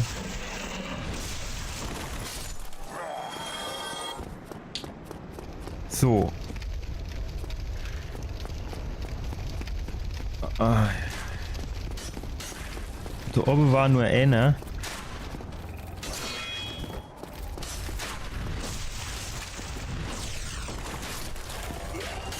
Jetzt würde ich aber hier tatsächlich noch mal kurz auf die Treppe gehen, weil da vorne ja einer hochgeschlappt gekommen ist. Okay, der scheint aber diesmal nicht am Start zu sein. Gut gemacht. Das war schlecht gemacht. War auch schlecht gemacht.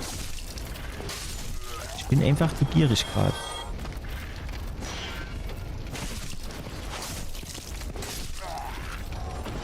Ah, okay, jetzt kommt der andere hoch.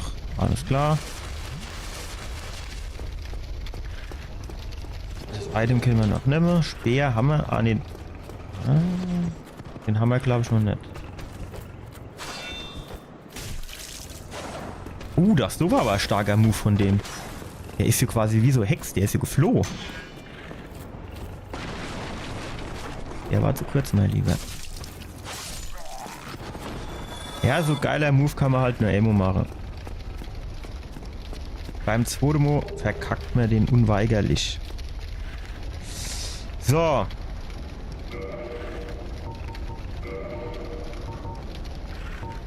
Eben war es so geil. Hat das geklappt. Da hatte man nur 2 tote Köpfe gebraucht. Alter. Ja, jetzt haut er wieder ab und sagt immer. Warum? Wo ist er dann jetzt an? Er so viel Schiss kriegt jetzt, weil er sich verbrannt hat. Komm her du jetzt. Nicht, dass ich den Schädel da drin schmeiß und du zu weit weg bist. Ich hab da immer ein bisschen Schiss, dass ich zu weit stehe und er den letzten Schritt quasi dann macht und runterfällt. Ja, doch, er kommt noch. Jetzt haut er schon wieder ab. Was ist dann mit dem los? Wo will er dann hin? So gibt das doch nichts. Wie viel Energie hat der Kollege noch? Oh, ein bisschen näher. Kann ich den mal bitte anmerken? Tja, kann ich nichts machen. Brauchst schon noch so ein Ding.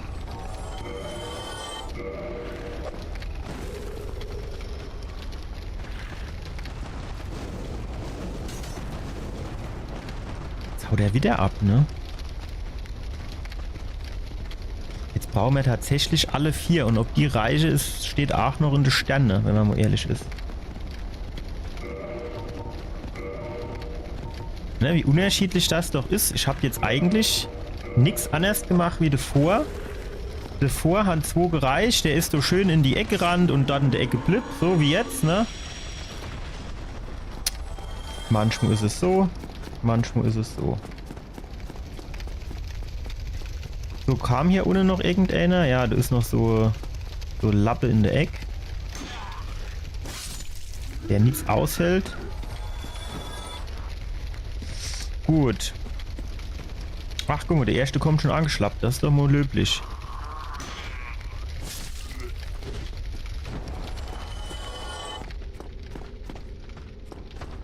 Ja, der will mich halt schon hier, ne? Ja, ist klar.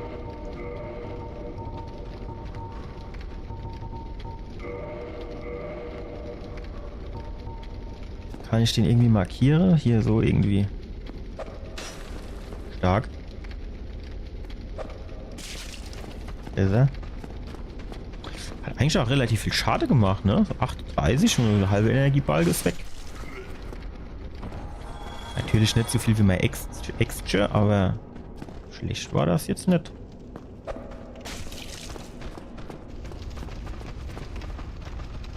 Also so würde ich das jetzt quasi im Nordest ranmachen wollen. Der war ein bisschen kurz, ne?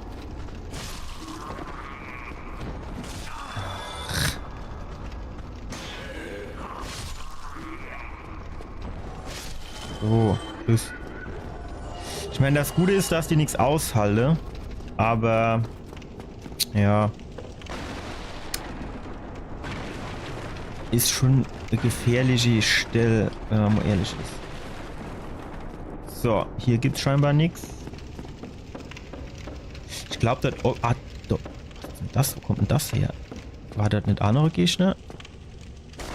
Oder ist der schon hochgeschlappt gekommen? Ach, der Geheimschlüssel. Was wird der wohl aufmachen? Bestimmte geheime Tür. Der geheime Raum.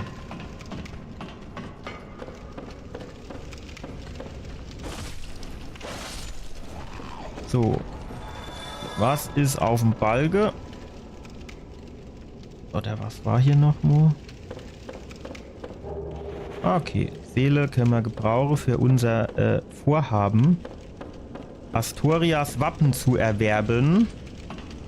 Für 20.000 Öcke. Das wird eine lustige Geschichte. Ist immer so dunkel. So, hier Bossgegner war hier nicht. Hier geht's quasi ins nächste Gebiet. Auf der Mauer, auf der Lauer. So.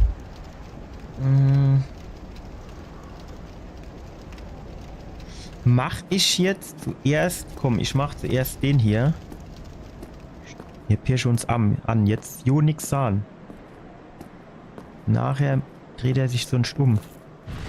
Jawohl. So sieht's nämlich aus. Wie viel hat er noch? Oh, noch genug. Ey, guck mal bitte hoch, dass ich sehe, wann der kommt. Kommt der hier vielleicht in den Raum rein? Guck mal. Oh, fuck. Wir machen uns hier mal ein bisschen Platz. So. Jawohl, da kommt der doch. Wow, Alter, er macht Schlogger. Nee, nicht zurückspringen. Komm vor, du jetzt. Ach komm, du bist doch ein Spielverderber. Stark. Nein, wie soll ich denn du hinter dich kommen, wenn du dort stehst? So nämlich. Was mit dir? Tschüss. Gib her. Faustschild, jawohl. Mach mal was zum Parry. Njung, njung. Tudum. Super, das hat sich extrem gelohnt. Ich kann meine Ekstase kaum in Worte fassen.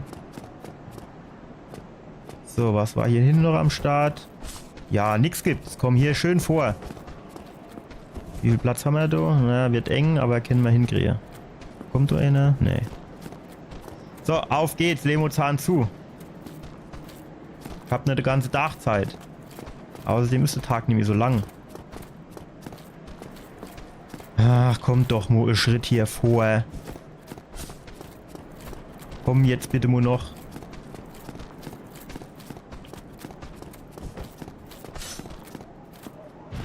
Auf Wiedersehen. So, hier ist jetzt links und rechts einer. Okay. Hat das gereicht? Nee, ne? Doch. Alter, wenn der jetzt nicht so schnell Lava wird, ne? Und dann sich noch nicht entscheiden kann, gehe ich jetzt links in den Gang rein, wo du gehst schnell ist, oder gehe ich doch lieber geradeaus und hol meine Kollegen noch mit dazu? Weiß nicht. Wahrscheinlich wäre ja die Variante mit der Kollegen dazu holen besser geworden. So. Das wollte ich eigentlich nicht. Komm mal jetzt hierher. Hopp. Noch 2, 3 Schritt. Seid doch nicht so zögerlich, bitte. Jawohl, geht doch. Schön. So. Steht der glücklicherweise mit dem Rücken zu mir.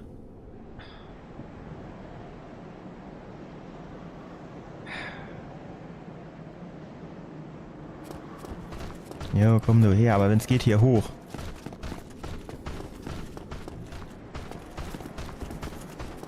Aua. Warum nicht? Mach doch diesen Backstep. Geh von der Wand weg. Ich will hinter dich. Oh, den macht er nicht. Wie kann man sich denn so hartnäckig weigern, was zu machen, was gut ist? Wow. Aua. Okay, du hat er schnell reagiert.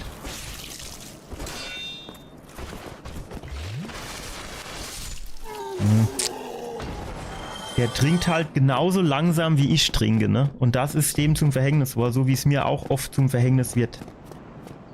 So, hier war irgendwie ein Shortcut für irgendwas. Genau.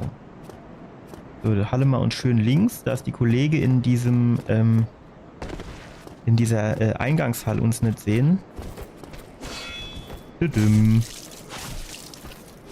Tschüss. So, das war irgendein guter Schlüssel, den wir brauchen. Jawohl. Jetzt können wir hier das Tor aufmachen. Jetzt halten wir hier uns auf der linken Seite, dass uns die Kollegen hier drin nicht sehen. Die helle Bade. Okay. Zack. Jetzt halten wir uns hier rechts. Jawohl. Geht doch. Als hätten wir jetzt schon mal gespielt. So. Jetzt kümmern wir uns hier unten um die Helden.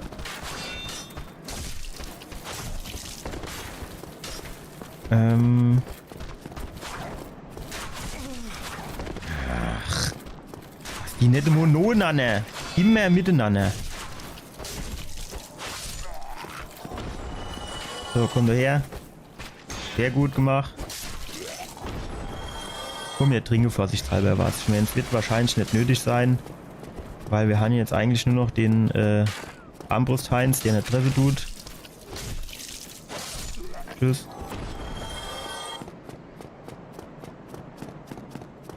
Und dann gehen wir jetzt hier runter. Zum André. Und hole uns das Leuchtfeuer.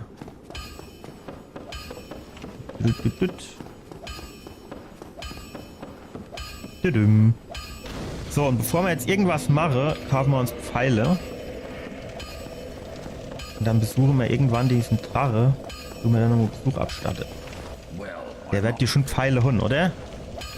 Gegenstand kaufen. Pfeile. Standardpfeil. So.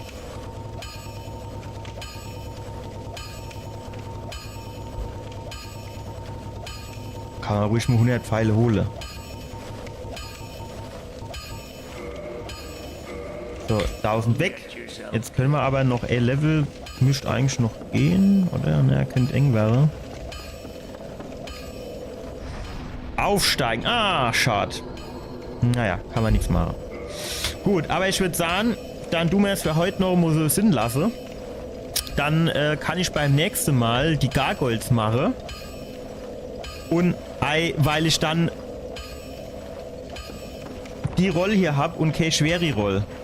Doch klar, habe ich weniger Gewicht. Anders da war er so behäbig. Das ist nicht offensichtlich.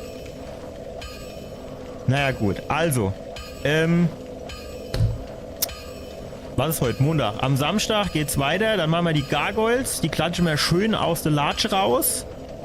Vielleicht schnappen wir uns dann auch noch dieses Drachenschwert für 200 Schade statt wie das Ding hier irgendwie 97 oder so.